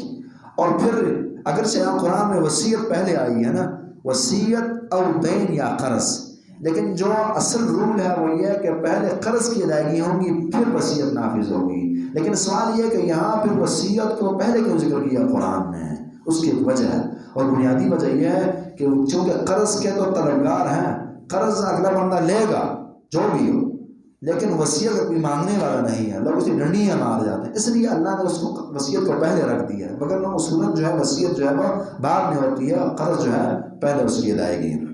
من بعد وصیت یوصی بہا او دین، اس کے بعد اس نے وصیت کی یا قرض آباءکم و ابناءکم، اللہ فرماتے ہیں، لیکن پیچھے اللہ نے اولاد کی وصیت کے میراث کو بھی بیان کیا اور اسی طرح والدین کے میراث کو بھی بیان کیا۔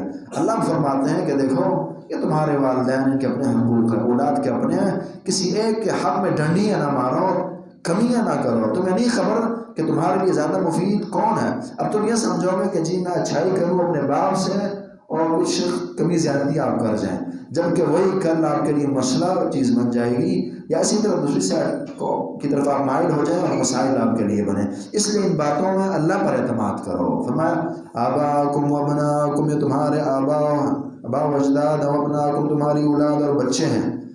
آپ لا تدرون ایہم اقرب لکم نفعا، تمہیں نہیں خبر کہ تم ان میں سے کون زیادہ قریب ہے تمہارے لیے نفع کے، تمہارے لیے زیادہ کون مفید، تمہیں نہیں خبر اس کی۔ اس لیے جب نہیں خبر تو اللہ کی تقسیم پر راضی ہو جاؤ، جو اللہ نے کہا وہی کرو۔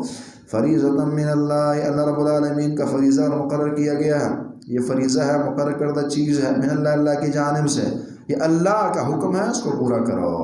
ان اللہ کان علیما حکیما، بے شک اللہ رب العالمین جو خوب جاننے والے اور خوب حکمتوں والے ہیں۔ وَلَكُمْ نِصْفُ مَا تَرَكَ، اب اس آیت میں میاں بیوی کی میراث آپ کے سامنے ذکر ہے۔ دو ہی حصے خاوند کے لیے اور دو ہی بیوی کے لیے، دو شکلیں بن جاتی ہیں نا۔ کیا لکھی گئی ہے؟ خاوند کے لیے میراث کیا ہے؟ اگر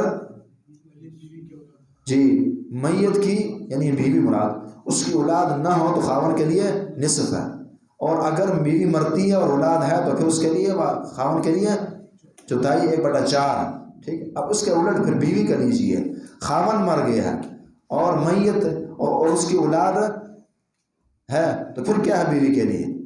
تو پھر اگر اولاد ہے تو پھر 8واں حصہ، اور اگر نہیں ہے تو پھر چوتھا حصہ 1/4 ملنا ہے۔ یہاں دیکھیے ذرا، وَلَكُمْ نِصْفُ مَا تَرَكَ أَزْوَاجُكُمْ، تمہارے لیے نصف اور آدھا مَا تَرَكَ أَزْوَاجُكُمْ، جو چھوڑ جائیں تمہاری بیویاں۔ إِن لَمْ يَكُنْ لَهُنَّ وَلَدٌ، نصف ہوگا اگر إِن لَمْ يَكُنْ لَهُنَّ وَلَدٌ، اگر ان کی اولاد نہ ہو۔ مرد کی بات ہے نا، عورت مر جاتی ہے، بیوی مرتی ہے اور اس کی اولاد نہیں ہے تو لکم تمہارے لیے کیا ہوگا؟ نصف ما ترک، آدھا مال ملے گا اور باقی جو ہے اسبا وغیرہ لے جائیں گے۔ فإن كان لهن ولد، اگر ان کی اولاد ہو، بیوی مر گئی اور اولاد تھی، فلکم الربع، تو تمہارے لیے پھر ربع، چھوٹا حصہ 1/4 مما ترکنا، جو بیویاں چھوڑ گئی ہیں۔ لیکن من بعد وصیت یوصین، اس کے بعد جو اس عورت نے وصیت کی تھی، او دین یا قرض، اس کی ادائیگی بھی ہوگی۔ لیکن وصیت کی پھر حدیث جیسے بخاری وغیرہ کی روایات ہیں کہ زیادہ سے زیادہ ایک ثلث ہے، اور ثلث کی والثلث کثیر کے الفاظ ہیں کہ ثلث بھی زیادہ ہے، اس سے بھی کم ہونی چاہیے، لیکن زیادہ سے زیادہ ثلث کی 1/3 کی تیسرے حصے کی وصیت کی جا سکتی ہے، اس سے زیادہ کی نہیں۔ وَلَهُنَّ الرُّبُعُ، اب اگلی شکل بیویوں کی میراث۔ وَلَهُنَّ الرُّبُعُ، اور تمہارے لیے اور ان عورتوں کے لیے الربع، ربع چھوٹا حصہ ہے، مما ترکتم، جو تم چھوڑ جاؤ۔ مرد جو ہے شوہر مر گیا ہے، إِن لَمْ يَكُنْ لَكُمْ وَلَدٌ، اگر تمہاری اولاد نہ ہو، بندہ مرا اس کی اولاد نہ تھی تو بیوی جو ہے ربع لے گی۔ فإن كان لكم ولد، اگر تمہاری اولاد ہو، فلهن الثمن، تو ان کے لیے 1/8 اور 8واں حصہ ہوگا، مما ترکتم، جو تم چھوڑ جاؤ، لیکن من بعد وصیت توصون بها أو دین، اس کے بعد جو تم نے وصیت کی تھی اس کا نفاذ ہوگا، او دین یا قرض، اس کی ادائیگی بھی ہوگی۔ وَإِن كَانَ رَجُلٌ يُورَثُ كَلَالَةً، آگے جو ہے اخیافی ما شریک بھائیوں کی میراث۔ وَإِن كَانَ رَجُلٌ يُورَثُ كَلَالَةً، اگر ہو، الفاظ پر ذرا توجہ رکھنی ہے، بس آپ کی مشکل ختم ہونے لگی، 3-4 لائنیں رہ گئی ہیں۔ وَإِن كَانَ رَجُلٌ يُورَثُ، اگر ہو بندہ، یورث وارث بنا جا رہا ہو، یہ بندہ جو ہے کیا ہو؟ کلالتاً، کلالہ ہو۔ کلالہ کسے کہتے ہیں؟ بندہ مر جاتا ہے، نہ اس کی اصل ہے نہ اس کی فرع ہے، معنی یہ کہ نہ اس کے باپ دادا ہیں اور نہ جو اس سے آگے نسل چلتی ہے بیٹا پوتا یہ ہیں، اسے کلالہ کہا جاتا ہے۔ اگر بندہ مر گیا اور کلالہ ہو، بندہ ہو، او امرأۃ تورث، یا پھر عورت ہے اور وہ کلالہ ہو جاتی ہے، باپ دادا نہیں ہے، بیٹا پوتا نہیں ہے، تو کیا ہوگا؟ وَلَهُ أَخٌ أَوْ أُخْتٌ، اس کا بھائی یا اس کی بہنیں ہوں، اخیافی بھائی، بالاتفاق باتفاق العلماء یہاں اخیافی بھائی مراد ہے، ہر ایک نہیں مراد، جو ماں شریک بھائی ہیں وہ مراد ہیں، وہ بھائی اس کے رہ جاتے ہیں، یعنی ماں ایک ہے، باپ بنے مختلف، باپ ان کے مختلف ہیں۔ فَلِكُلِّ وَاحِدٍ مِّنْهُمَ السُّدُسُ، ہر ایک کو چھٹا حصہ ملنا ہے۔ لیکن یہاں اس قانون کا یاد رکھیں، جو اخیافی بھائی ہیں اور ماں کی سائڈ رکھنے والے بھائی ہیں، ان میں جو پیچھے آپ نے رول پڑھا نا کہ عورت کو آدھا ملنا ہے مرد کے، یہاں وہ قانون نہیں لاگو ہوتا، یہاں یہ شریک ایک ہی جیسے حقوق پائیں گے، اور وہ کیا ہے؟ فَلِكُلِّ وَاحِدٍ مِّنْهُمَ السُّدُسُ، ہر ایک کو چھٹا حصہ ملنا ہے۔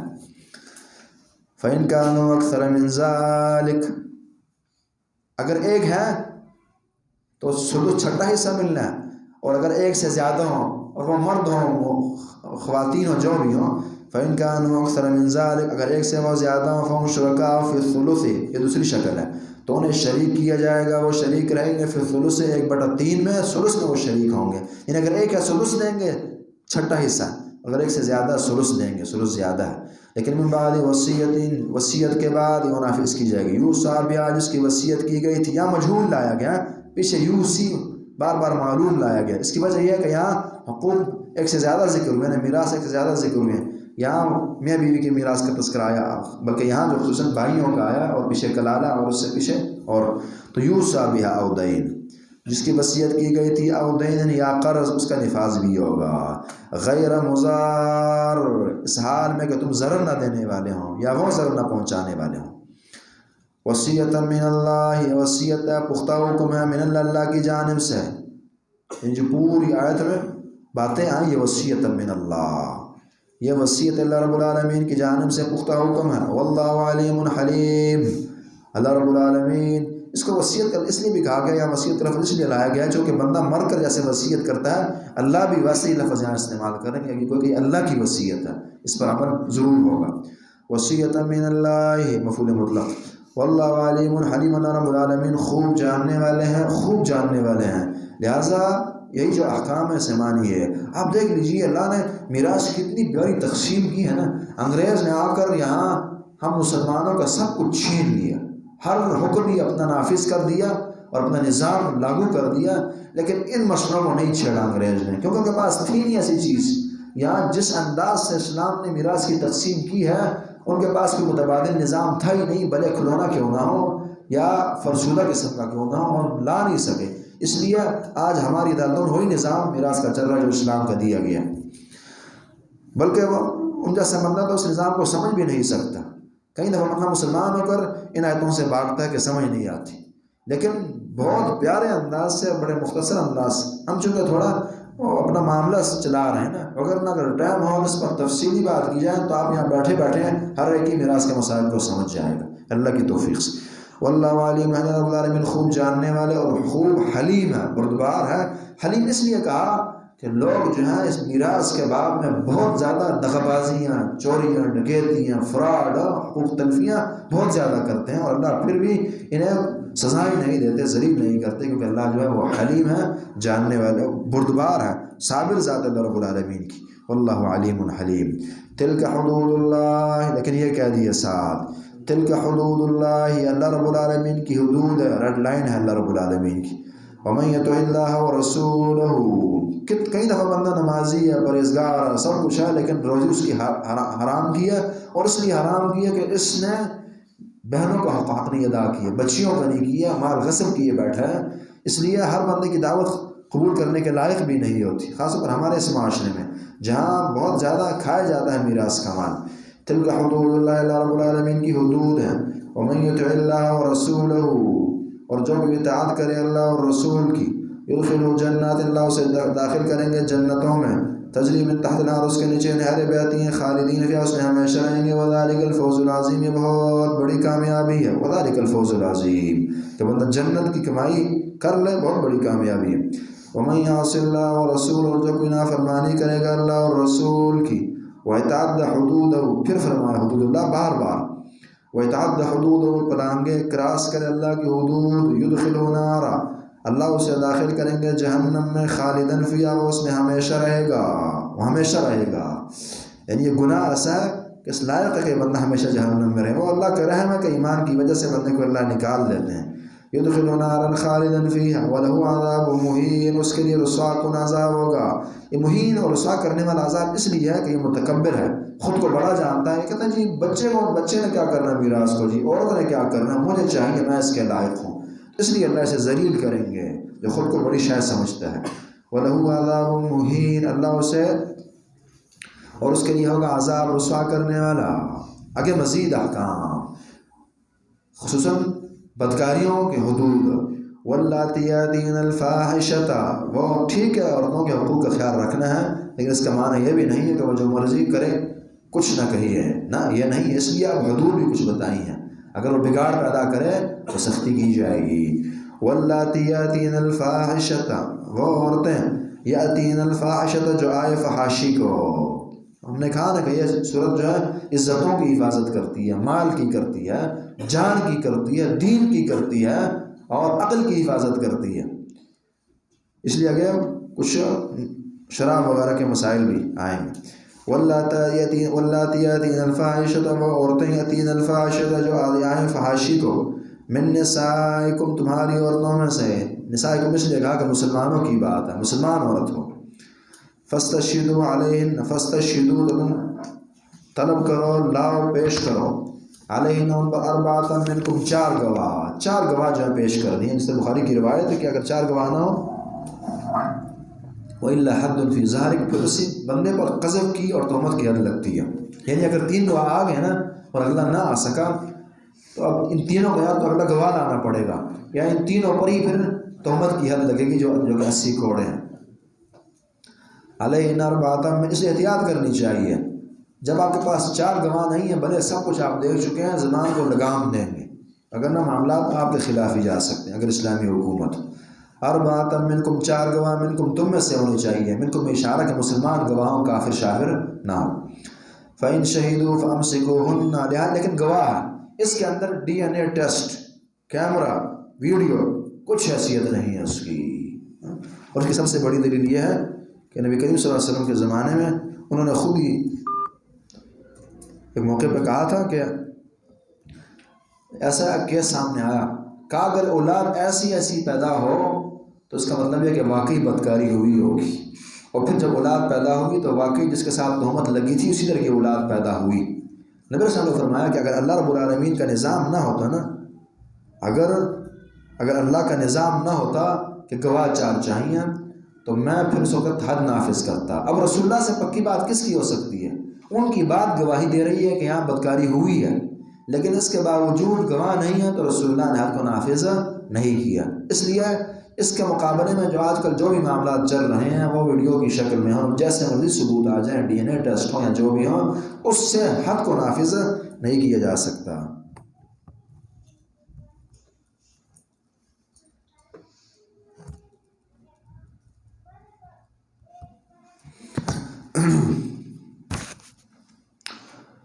فَإِن شَهِدُوا فَأَمْسِكُوهُنَّ، روکے رکھو فی البیوت، گھروں میں، حَتَّى يَتَوَفَّاهُنَّ الْمَوْتُ، یہاں تک کہ ان کو فوت کر دے موت، ان پر موت آ جائے۔ أَوْ يَجْعَلَ اللَّهُ لَهُنَّ سَبِيلًا، اللہ رب العالمین ان کے لیے بنا دے کوئی اور راہ نکال دے۔ یہ آیت شروع اسلام میں یہ حکم تھا کہ چار گواہ چاہیے، ٹھیک، لیکن اگر چار گواہ آ بھی گئے تو حد نہیں لگتی تھی۔ اللہ نے یہاں اشارہ دے دیا اب جعل اللہ لہن سبیلا، ہو سکتا ہے اللہ کوئی راہ نکالے۔ اسی لیے مسلم کی روایت 1690 میں پھر یہ ذکر ہے کہ اللہ رب العالمین نے پھر حد اتاری، نبی صلی اللہ علیہ وسلم نے فرمایا خذوا عنی قد جعل اللہ لہن سبیلا، کہ آؤ مجھ سے لو، اب اللہ نے وہ راہ پیش کر دی ہے، نکال دی ہے۔ وہ کیا ہے؟ البکر بالبکر جلد میاں ونفی السنہ، کہ اگر غیر شادی شدہ بدکاری کرے تو 100 کوڑے لگیں گے اور 1 سال کی جلاوطنی ہوگی، 1 سال کی جلاوطنی۔ احناف اس کے قائل نہیں ہے لیکن ان کو موقف حدیث کے خلاف ہے، اس حدیث میں ونفی السنہ ہے، 1 سال کی جلاوطنی بھی ہوگی۔ اس کے اندر پھر اپنی حکمتیں ہیں، بندے کی بھی اس میں خیر ہے، جس پر حد لگی ہے لوگ تانے دیں گے، مسائل ہوں گے کہ 1 سال یہ غائب رہے یہاں سے، اور دیگر بھی اس کے اندر فائدے ہیں۔ والثیب بالثیب جلد میہ والرجم، اور اسی طرح اگر شادی شدہ ہے تو دوسری روایت اگر ساتھ ملا لی جائے پھر یہ کہ اس پر رجم کا، اگرچہ اس حدیث میں 7 کوڑوں کا بھی تذکرہ ہے لیکن دوسری روایت وضاحت کرتی ہے کہ اس پر کوڑے نہیں ہیں۔ اگر دونوں شادی شدہ ہیں یا ایک شادی شدہ ہے، صرف رجم ہے اور اس سے ان کی زندگی جو ہے وہ ختم ہو جائے گی نا، اور وہی اس کے لیے کافی ہے۔ تو یہ پھر بعد میں یہ حکم آیا ہے۔ یہ جو آیت ہے یہ شروع کی ہے، وہ حکم منسوخ ہے۔ ہاں ایک اصول آپ اور سمجھیے، انشاءاللہ اگلی آیت میں ہم بات کریں گے بھی۔ قرآن کی وہ آیات جو کہ منسوخ ہو کر قرآن میں پائی جاتی ہیں نا، اس میں ضرور کچھ ایسے معنی ہوتے ہیں جو غیر منسوخ ہوتے ہیں۔ اکثر وہ آیات جو منسوخ ہو کر قرآن میں ہوتی ہیں، ان کی کچھ ایسی صورتحال بھی ہوتی ہیں، کچھ ایسی راہیں ہوتی ہیں اور ایسی کچھ شکلیں ہوتی ہیں کہ جن میں ان پر عمل کرنا پھر بھی ممکن ہوتا ہے، جیسے ہم بات کریں گے۔ حتیٰ یتوفاہن الموت، یہاں تک کہ اللہ موت انہیں فوت کر دے، وجعل اللہ لہن سبیلا، یا اللہ کوئی اور راہ نکال دے، اور راہ پھر نکلی ہے رجم وغیرہ، اسی طرح کوڑے وغیرہ لگنا۔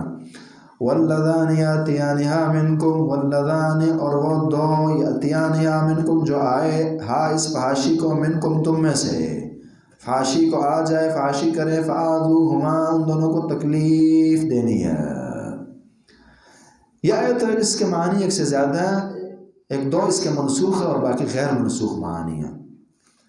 پہلا منسوخ معنی یہ واللذان، یعنی وہ مرد اور وہ عورت جو بدکاری کرے انہیں تکلیف دو۔ شروع اسلام میں پیچھے بات گزری نا کہ حد نہیں نافذ کی جاتی تھی، فقط تکلیف دینا تھا، پھر بعد میں حد جو ہے ان کی اتری ہے، تو یہ حکم کر کے منسوخ ہو گیا، اس معنی میں یاد جو ہے منسوخ۔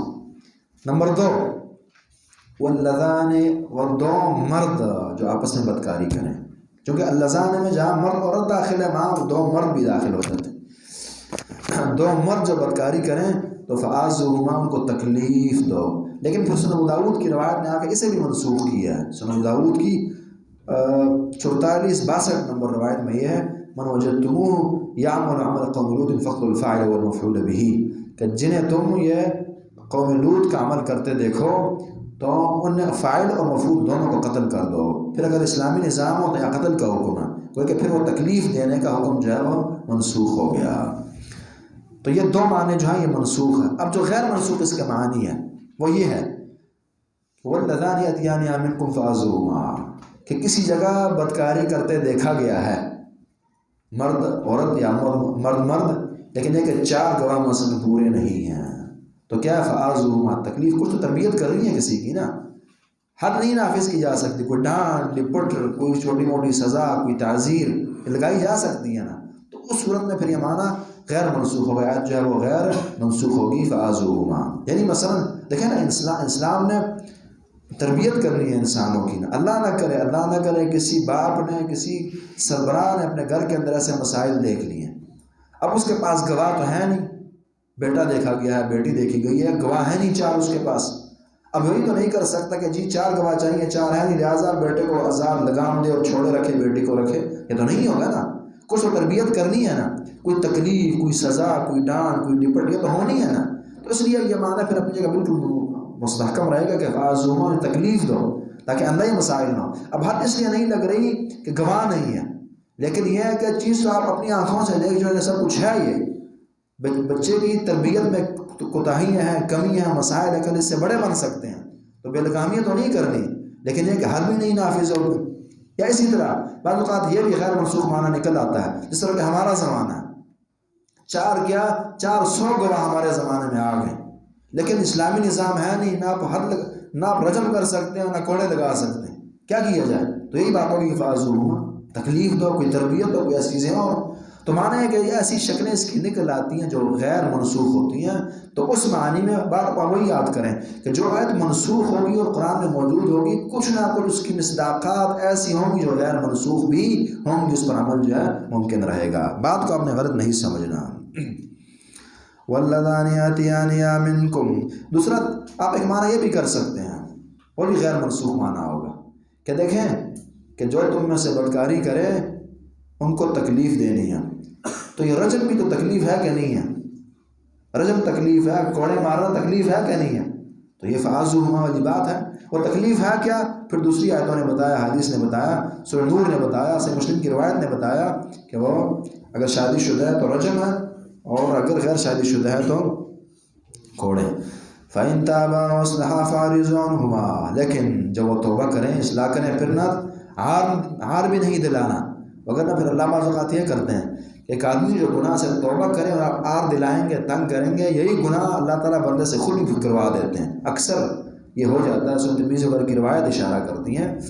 اس لیے جس نے توبہ کیا، لوگ کہتے ہیں آپ یار بڑے نمازی بنے پھرتے ہیں، آپ کو نہیں پتہ کہ آپ کیا تھے. پرانی باتیں یاد دلائی جاتی ہیں. یہ جاہلیت کا طریقہ ہے. فَإِن تَابَا وَأَصْلَحَا، اگر وہ توبہ کریں، وَأَصْلَحَا اصلاح کریں، فَأَعْرِضُوا عَنْهُ، پھر اس سے منہ پھیریے. پھر تانے شانے یہ معاملات دیگر نہیں ہوں گے، تکلیف نہ ہوگی. ان اللہ کان توابا رحیما، بے شک اللہ رب العالمین توبہ قبول کرنے والے اور رحم کرنے والے ہیں. اللہ توبہ قبول کرتے ہیں، پھر تمہیں نہیں بولنا چاہیے اس نے اللہ کی نافرمانی کی تھی، اللہ نے بخش دی، اب تمہیں کیا ہے اس سے. ان اللہ کان توابا رحیما، رحم کرنے والے. یہاں پھر اشارہ ہے کہ جس کسی کے اندر ایسی خامیاں ہوں، خرابیاں ہوں، اور توبہ کرے اللہ کی طرف ہو. اس لیے آگے مزید توبہ کی طرف ترغیب. انما التوبۃ، بے شک توبہ تو علی اللہ، اللہ کے دربار میں ان لوگوں کی ہوتی ہے، للذین، ان لوگوں کے لیے ہے، یعملون السوء، جو کرتے ہیں برائی، گناہ، بجہالت، جہالت کی بنیاد پر. کیا مطلب؟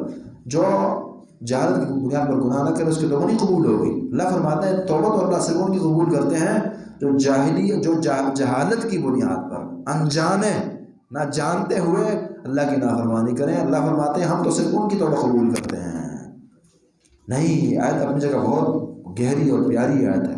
بتا یہ رہی ہے کہ یار مومن کی شان تو یہ ہو نہیں سکتی کہ وہ جان بوجھ کر گناہ کرے. مومن سے اگر گناہ ہوگا وہ جہالت کی بنیاد پر ہوگا، وہ نہ سمجھے ہوگا. باقی وہ اللہ کی شان جانتا سمجھتا ہے. اس کی شان یہ ہوتی ہے مومن کی کہ وہ اللہ کی عظمت کو جان کر جان بوجھ کر گناہ کرتا ہی نہیں ہے دربار. یعنی یہ معنی کیونکہ مومن کی شان بتائی جا رہی ہے کہ وہ یہ ہوتی ہے کہ وہ جان بوجھ کر گناہ نہیں کرتی، وہ بھول چون سے ہو جاتے ہیں گناہوں سے، کیونکہ وہ اللہ کی عظمت کو جانتا ہے. اس لیے پھر اللہ کی توبہ بھی قبول کرتے ہیں. اور دوسری چیز یہ ہے کہ سلف صالحین کہتے تھے کل من عصى اللہ فهو جاہل، کہ جو بھی اللہ کا نافرمان ہے یہ جاہل ہی ہے. بھلے وہ جان بوجھ کر گناہ کر رہا لیکن جاہل ہی ہے نا. اگر اس سے خبر ہو کہ کیا تباہی ہے اس گناہ کے، کیا خطرات ہیں، کیا مسائل، تو وہ گناہ کرے. اس لیے ہر گناہ گار بھلے وہ جان کر سمجھ کر گناہ کر رہا ہے وہ جاہل ہی ہے. تو اللہ پھر جاہلوں کی توبہ جو ہے وہ قبول کرتے ہیں. ثم یتوبون من قریب، پھر وہ توبہ کرتے ہیں. اب اللہ نے یہاں توبہ کی شرائط بھی چھوڑ کر بتائی ہیں. ایک یہ ہے کہ گناہ ہمت سے نہ کیا جائے بلکہ جہالت کی بنیاد پر ہو. حدیث نے کہا ہے کہ مومن آدمی جو گناہ کرتا ہے کرنے قائم تحت جبل، وہ کہ وہ پہاڑ کے نیچے بیٹھا ہو اور پہاڑ اس پر گرنے لگا، اتنا ڈر ڈر کر کرے گا وہ. اور وہ منافق جو ہے مکھیاں بیٹھی فعل بھی کذا، اس نے اڑا دیا، گناہ کا خوف خطرہ ہو رہتا ہی نہیں. تو ایک یہ شرط ہے توبہ کے لیے کہ گناہ جو آپ نے کیا ڈر ڈر کر کیا. دوسرا یہ ہے کہ ثم یتوبون من قریب، جلدی سے توبہ کرنی ہے، توبہ نہیں لیٹ کرنی. یہ توبہ کا لیٹ کرنا بھی یہ گناہ ہے مستقلاً. گناہ ہوا، کل ہم نے حدیثیں پڑھی ہیں رکھی ہیں کہ توبہ فوراً کرنی ہے، نماز پڑھیں اللہ سے توبہ کریں، 6 گھڑیوں سے پہلے کریں. ثم یتوبون من قریب، پھر قریب یعنی موت کی طرف اشارہ، خصوصاً کہ موت سے پہلے توبہ کرنی ہے. اور اسی طرح پھر دیگر اگر شرائط آپ ساتھ ملا لیں کہ گناہ پھر چھوڑنا ہے، اصلاح کرنی ہے بندے نے، واپس نہ کرنے کی سوچنی ہے بندے نے، ندامت کا اظہار کرنا ہے کہ میں نے کیا کر دیا، کس اللہ کی میں نے نافرمانی کی ہے. اور اگر وہ گناہ کا تعلق انسانوں کے حقوق سے ہوں تو وہ حقوق کی ادائیگیاں بھی ہوں گی. کسی کا اگر حق چھینا یا گناہ کیا تو وہ حق کی ادائیگی بھی ہوگی. یہ بنیادی اور بیسکلی شرائط ہے. اور پھر اس بندے کو جیسا ہم نے پیچھے اشارہ کیا، اچھے اعمال بہت زیادہ کرنے چاہیے. جب نیک عمل ہوں گے تو گناہ اس کے دھلتے رہیں گے اس سے، اور پھر اندر گناہ کی طرف جانے کے چانسز بھی کم سے کم رہیں گے جب یہ نیک عمل کرے گا. ثم یتوبون من قریب، پھر یہ توبہ کرتے ہیں جلدی سے. فاولئک یتوب اللہ علیہم، تو قریب ہے کہ اللہ رب العالمین کی توبہ قبول کرے. وکان اللہ علیما حکیما، اور ہے اللہ رب العالمین جاننے والے اور حکمتوں والے ہیں. اللہ رب العالمین جانتے ہیں، حکمتیں اس کی بہت زیادہ ہیں، مضبوط ہیں. ہر ایک کے گناہ اس کی خبر ہے. اور پھر بڑے بڑوں سے گناہ بعض اوقات صادر ہو جاتے ہیں، اللہ کرواتے ہیں، اس میں بھی اللہ کی حکمتیں ہوتی ہیں. اللہ کو انسان کی عاجزی کی ساری چاہیے. گناہ کے فائدوں میں سے ایک بڑا فائدہ یہ ہوتا ہے نقصانات کے ساتھ ساتھ کہ گناہ بندے کے تکبر کو مار دیا کرتا ہے. جب آپ خود کو نیک سمجھتے ہیں تکبر آیا کرتا ہے، تکبر اللہ کو نہیں پسند. جب گناہ ہو جاتے ہیں بندے پھر کہتے ہیں میں تو گناہ گار ہوں، عاجزی ان کی ساری اختیار کر لیتے ہیں، خاص طور پر ہم جیسا بندہ. وکان اللہ علیما حکیما، وَلَيْسَتِ التَّوْبَةُ نہیں ہے توبہ لِلَّذِينَ ان لوگوں کے لیے يَعْمَلُونَ السَّيِّئَاتِ جو کرتے ہیں برائیاں، گناہ کیے جاتے ہیں اور توبہ بھی نہیں کرتے، حتیٰ اذا حضر یہاں تک کہ حاضر ہو جاتی ہے احدہم ان میں سے کسی ایک کے پاس الموت موت، بس زندگی گناہ گناہ گناہ، کوئی توبہ شوبہ نہیں ہے موت تک۔ قال پھر جب موت آتی ہے پھر کہتا ہے انی تبت الآن، بے شک میں بھی توبہ کرتا ہوں۔ یہ تو فرعون کی توبہ ہے نا، الآن وقد عصیت قبل وکنت من المفسدین، ابھی توبہ یاد آئی ہے، ابھی موسیٰ اور ہارون کے رب پر ایمان لانا یاد آیا، ابھی تک اپنا فرمان تھے اللہ کے۔ اس لیے ایسی توبہ معلوم یغرر کے الفاظ حدیث میں کہ بندے کی توبہ قبول ہوتی ہے جب تک اس کی روح نکلنے والی نہ اور موت نہ آ جائے، موت سے پہلے پہلے توبہ ہے، چونکہ پھر وہ توبہ وہ خوف کی وجہ سے ہے، وہ اللہ کا ڈر نہیں، وہ موت کا ڈر ہے، وہ ڈنڈے کی توبہ ہے، اس سے پہلے پہلے توبہ۔ جب موت آتی ہے پھر کہتا ہے انی تبت الآن، بے شک میں توبہ کرتا ہوں ابھی۔ وَلَلَّذِينَ ان لوگوں کی توبہ نہیں اللہ فرماتے ہیں جو موت کے وقت توبہ کریں، اس لیے لیٹ نہ کریں توبہ کو۔ وَلَلَّذِينَ يَمُوتُونَ وَهُمْ كُفَّارٌ اور نہ ان لوگوں کی یہ توبہ جو مرتے ہیں سال میں کہ وہ کافروں کی توبہ بھی نہیں ہوتی، اگر وہ کفر کے وہ مرتے ہوئے توبہ کر لیتے ہیں۔ ہاں یہ ہے کہ بندہ اگر رسول اللہ کلمہ نصیب کر دے تو غنیمت ہے۔ اولئک اعتدنا لهم عذابا الیما، یہ لوگ جن کے لیے ہم نے تیار کیے دردناک عذاب کو، کہ جو کافر مرے یا جو گناہوں کے اندر مر گئے، گناہوں سے توبہ کیے بغیر مر گئے، لہٰذا جوانی میں ہیں تو بڑھاپے کا انتظار نہ کریں، آج ہیں تو کل کا اگلے لمحے کا انتظار نہ کریں، گناہ ہوا فوراً اللہ کے آگے توبہ کرے رجوع کریں، دن کو رات کا انتظار نہ کریں، رات کو دن کا نہ کریں۔ اولئک اعتدنا لهم، ہم کہتے ہیں جی بس ایک دفعہ کر لو پھر میں نے توبہ کرنی ہے، نہیں، نئی خبر۔ اولئک اعتدنا لهم عذابا الیما یا ایھا الذین آمنوا لا یحل لکم ان ترثوا النساء کرہا۔ زمانہ جاہلیت کے برے رسم رواج اس پر صورت رد کرتی ہے۔ ان کا ایک برا رواج یہ تھا، صحیح بخاری کی 4579 نمبر روایت بتاتی ہے کہ وہ کرتے یہ تھے کہ ایک عورت اگر بیوہ ہو گئی ہے کسی خاندان میں تو وہ پھر جن کے ہاں بیوہ ہوئی ہیں ان کی میراث شمار کی جاتی تھی، وہ چاہتے خود شادی کرتے، چاہتے کسی اور سے کروا دیتے، جو اس کے اصل وارث اور ولی ہیں ان کا کوئی اختیار ان پر نہیں رہتا تھا۔ تو اللہ نے آیت نازل کی کہ تم زور زبردستی جو ہے عورتوں کے وارث نہ بنو، اور اس کے اندر یہ بھی داخل ہے کہ عورت کا وارث بن کر شوہر صاحب خاندان والے تنگ کرتے تھے حتیٰ کہ خلع وغیرہ پر مجبور کر دیا کرتے تھے تاکہ میراث ہمیں واپس ملے، تاکہ حق مہر واپس ملے، اس پر بھی رد ہے۔ یا ایھا الذین آمنوا ولو جو ایمان لائے ہو، لا یحل لکم حلال نہیں تمہارے لیے اندر ترثوا النساء کرہا کہ تم وارث بنو عورتوں کے کرہن زور زبردستی، ولا تعضلوہن اور نہ تم روکے رکھو انہیں، لتذہبوا تاکہ تم لے جاؤ، ببعض ما تم لے لو، ببعض ما آتیتموہن بعض مال جو تم نے انہیں دیا، زور زبردستی کرتے تھے حتیٰ کہ مجبور کر دیا کرتے تھے کہ اگلی خلع مانگ لیتی تھی۔ الا یاتین فاحشۃ مبینہ، الا یہ کہ وہ فحاشی کر جائیں واضح، تو چلیں پھر سختی وغیرہ ہو سکتی ہے۔ الا یاتین فاحشۃ مبینہ، تو واضح فحاشی یعنی بدکاری فاحشہ، اسی طرح بد اخلاقی وغیرہ، مبینہ واضح، مبینہ تبھی جب گواہ ہوں اس پر، خود سے تہمتیں نہ لگائی ہوں۔ وعاشروہن بالمعروف، وعاشروہن بالمعروف، ان سے ملنسار رکھنا ہے، زندگیاں جینی ہیں بالمعروف، اچھے طریقے سے، اخلاق والی زندگی۔ نبی صلی اللہ علیہ وسلم فرماتے ہیں تم میں سے بہترین وہ ہیں جس کے اخلاق گھر والوں کے ساتھ اچھے ہیں، وَأَنَا خِيَارُكُمْ لِأَهْلِي، اور میرے اخلاق اپنے گھر میں سب سے اپنے گھر والوں کے ساتھ سب سے اچھے ہیں۔ یہ نبی اسلام کی سیرت تھی، چونکہ باہر اخلاق یہ بندے کی مجبوری ہے، محلے میں دکانداروں کے ساتھ، پرائی دنیا کے ساتھ، لیکن گھر میں بندہ بادشاہ ہے، وہ سب کچھ کر سکتا ہے، بد اخلاقیاں، ظلم زیادتیاں، تو یہاں پھر خبر ہوتی ہے کہ بندہ اخلاق والا ہے یا نہیں، کہ گھر میں اس کے اخلاق ٹھیک رہے ہوں۔ فإن کا جہاں تک یہ ہے کہ ٹھیک ہے تمہیں کوئی خامیاں نظر آتی ہے بیوی میں تو ٹھیک ہے، اگر ایک خامی ہے تو خوبیاں بھی تو ہوں گی نا، اس لیے فرمایا فإن کریتموہن فعسیٰ ان تکرہوا شیئا، اگر تم انہیں ناپسند کرو، ان میں کوئی خامی تمہیں بری لگتی ہو، فعسیٰ پس قریب ہے اور ہو سکتا ہے ان تکرہوا شیئا کہ تم ناپسند کرو کسی ایک معاملے کو ان میں سے، وَيَجْعَلَ اللَّهُ فِي خَيْرًا، ان تکرہوا شیئا کہ تم ناپسند کرو ایک چیز کو، ایک کام کو، وَيَجْعَلَ اللَّهُ فِي خَيْرًا كَثِيرًا، اللہ رب العالمین نے تمہارے لیے اس میں بڑی خیر رکھی ہو۔ پیاری بات کی اللہ نے، جس طرح پیچھے کل کہا تھی کی بات نا، اس سے پہلے بھی کی تھی، وَاللَّهُ يَعْلَمُ وَأَنْتُمْ لَا تَعْلَمُونَ، اللہ جانتے ہیں تم نہیں جانتے۔ اسی طرح کتب علیکم القتال وهو كره لكم وعسى ان تكرهوا شيئا وهو خير لكم وعسى ان تحبوا شيئا وهو شر لكم، ایک چیز کو تم ناپسند کرو گے اس میں تمہارے لیے خیر ہوگی۔ اس لیے اگر یہ بیوی تمہیں نہیں اچھی لگتی، کوئی خامی اس کی نہیں اچھی لگ رہی، تو قریب ہے چونکہ تمہاری سوچ تو مستحکم اور اتنی مضبوط نہیں ہے نا، کہ بعض اوقات تم ایک چیز کو اپنی سوچ میں برا جانو گے، لیکن وَيَجْعَلَ اللَّهُ فِي خَيْرًا كَثِيرًا، اللہ نے اس میں تمہارے لیے بڑی خیر رکھی ہوگی۔ گویا کہ اللہ پر اعتماد کرو، ایثار دو، قربانیاں دو، برداشت کرو، یہ معنی ہے شاید کا۔ وَإِنْ أَرَدْتُمُ اسْتِبْدَالَ زَوْجٍ مَّكَانَ زَوْجٍ، دیکھیں وہ تو اللہ کی ذات جو کمپلیٹ ہے نا، انسان تو نہیں کمپلیٹ، اور پھر عورت نہیں کمپلیٹ۔ اگر ایک خوبی ہے، اگر ایک خامی ہے تو ہو سکتا ہے 10 خوبیاں اس کے اندر ہوں گی، ایک خامی ایک خوبی ہوگی، ہو سکتا ہے وہ عورت اس میں ایسی خامی ہے جو آپ کو بہت تنگ کر رہی ہے، اس میں ایک ایسی خوبی ہو جو پوری انسانیت میں کسی کی نہ ہو، جو اس علاقے میں کسی کی نہ ہو، یہ بھی تو ممکن ہے نا۔ یہ تو اللہ کی ذات ہے جو وہ بے وقت سب کچھ رکھتی ہے۔ انسانوں میں خامیاں، کمیاں، زیادتیاں ہوتی ہیں، اور تھوڑا اشار کر دینے کی اور کرنے کی ضرورت ہے کہ بندہ جہاں خامیوں کو دیکھ رہا ہے وہاں خوبیوں پر بھی نظر رہے۔ وَإِنْ أَرَدْتُمُ اسْتِبْدَالَ زَوْجٍ مَّكَانَ، کتنا پیارا دفاع اس صورت نے عورتوں کا کیا ہے۔ وَإِنْ أَرَدْتُمُ اسْتِبْدَالَ زَوْجٍ مَّكَانَ زَوْجٍ، اگر تمہارا اگلا حکم،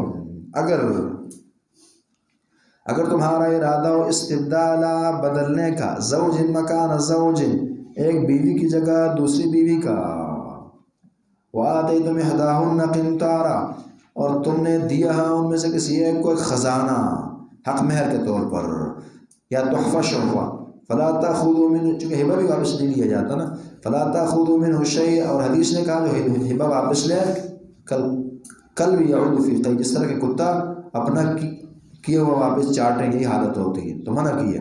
تو فلا تاخذوا منه شیئا، اس سے واپس کچھ بھی نہیں لینا، نہ سارا حق مہر واپس، نہ سارا ہبہ، نہ کچھ اس کا، فلا تاخذوا منه شیئا۔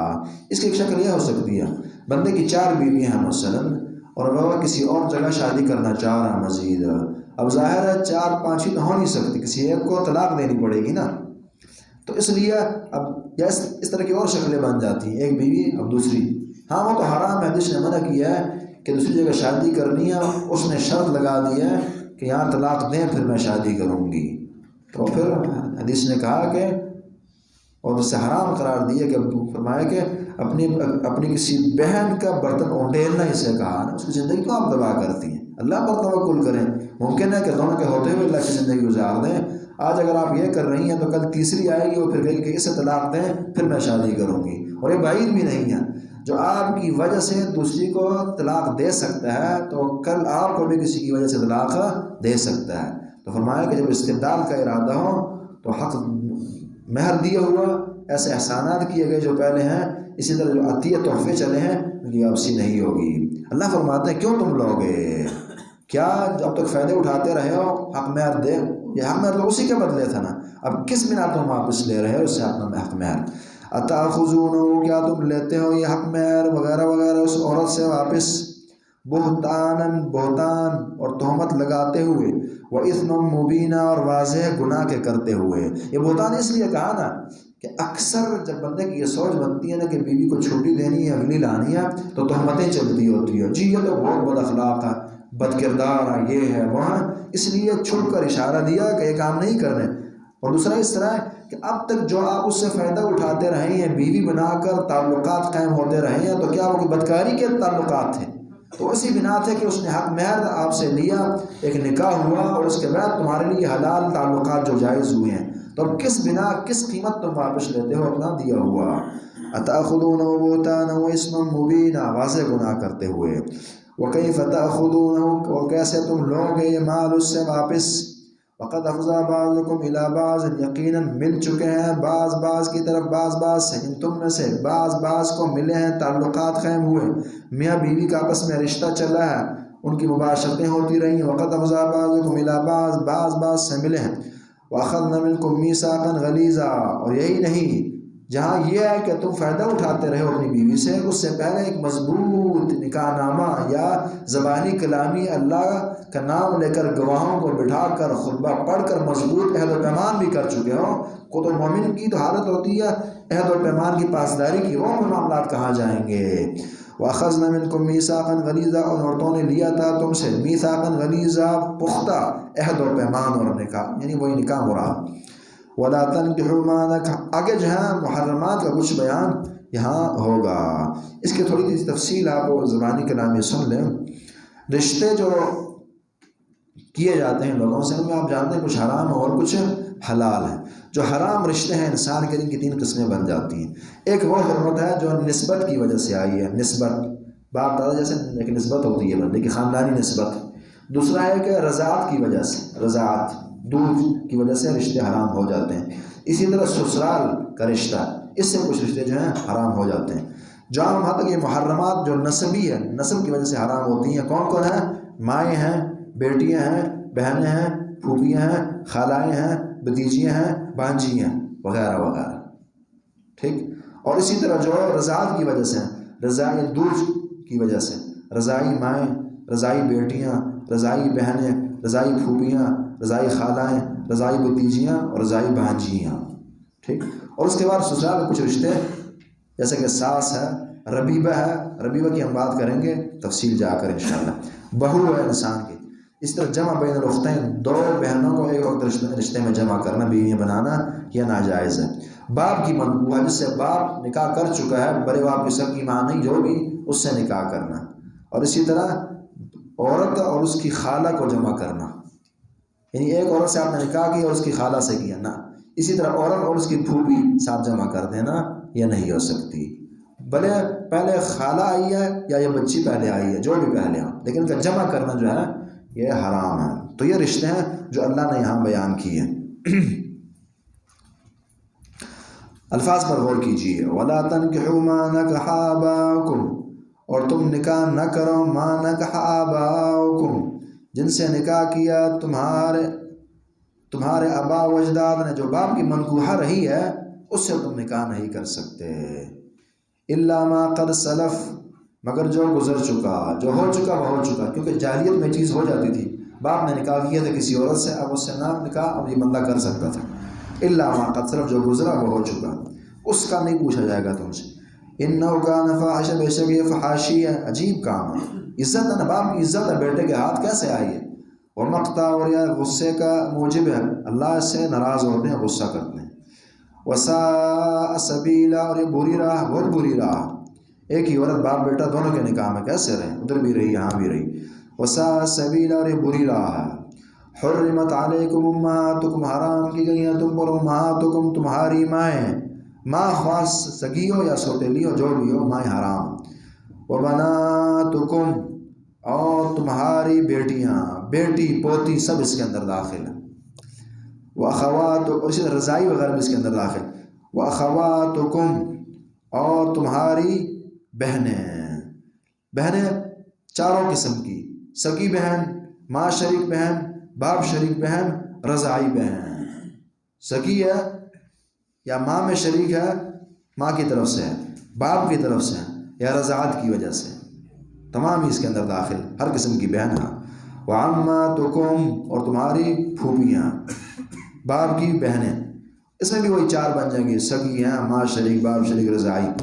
وَخَالَاتُكُمْ، تمہاری خالائیں، اس کے اندر بھی وہ تمام جو آ جائیں گی، سگی ہیں، ماں شریک ہے، باپ شریک ہے، رضائی ہے۔ وَبَنَاتُ الْأَخِ، اور بھائی کی بیٹی بھتیجی، وہی 4 یہاں بھی آ جائیں گی، بھتیجیاں۔ وَبَنَاتُ الْأُخْتِ، اور اسی طرح بھانجیاں، بھائی بہن کی بیٹیاں، وہی 4۔ وَأُمَّهَاتُكُمُ اللَّتِي أَرْضَعْنَكُمْ، وَأُمَّهَاتُكُمْ، تمہاری وہ مائیں، الَّتِي أَرْضَعْنَكُمْ، جنہوں نے تمہیں دودھ پلایا، رضاعی مائیں۔ وَأَخَوَاتُكُمْ، تمہاری بہنیں، مِنَ الرَّضَاعَةِ، جو رضاعت کی وجہ سے ہو۔ وَأُمَّهَاتُ نِسَائِكُمْ، اور اسی طرح مائیں تمہاری بیویوں کی، سانس بن جائے گی نا، اور جس طرح کی بھی ہو، حلال حرام، اور یعنی سگی ہو یا نہ۔ وَرَبَائِبُكُمُ اللَّاتِي، تمہاری وہ ربیبہ جو تمہاری گود میں ہو۔ ربیبہ کس سے کہتے ہیں؟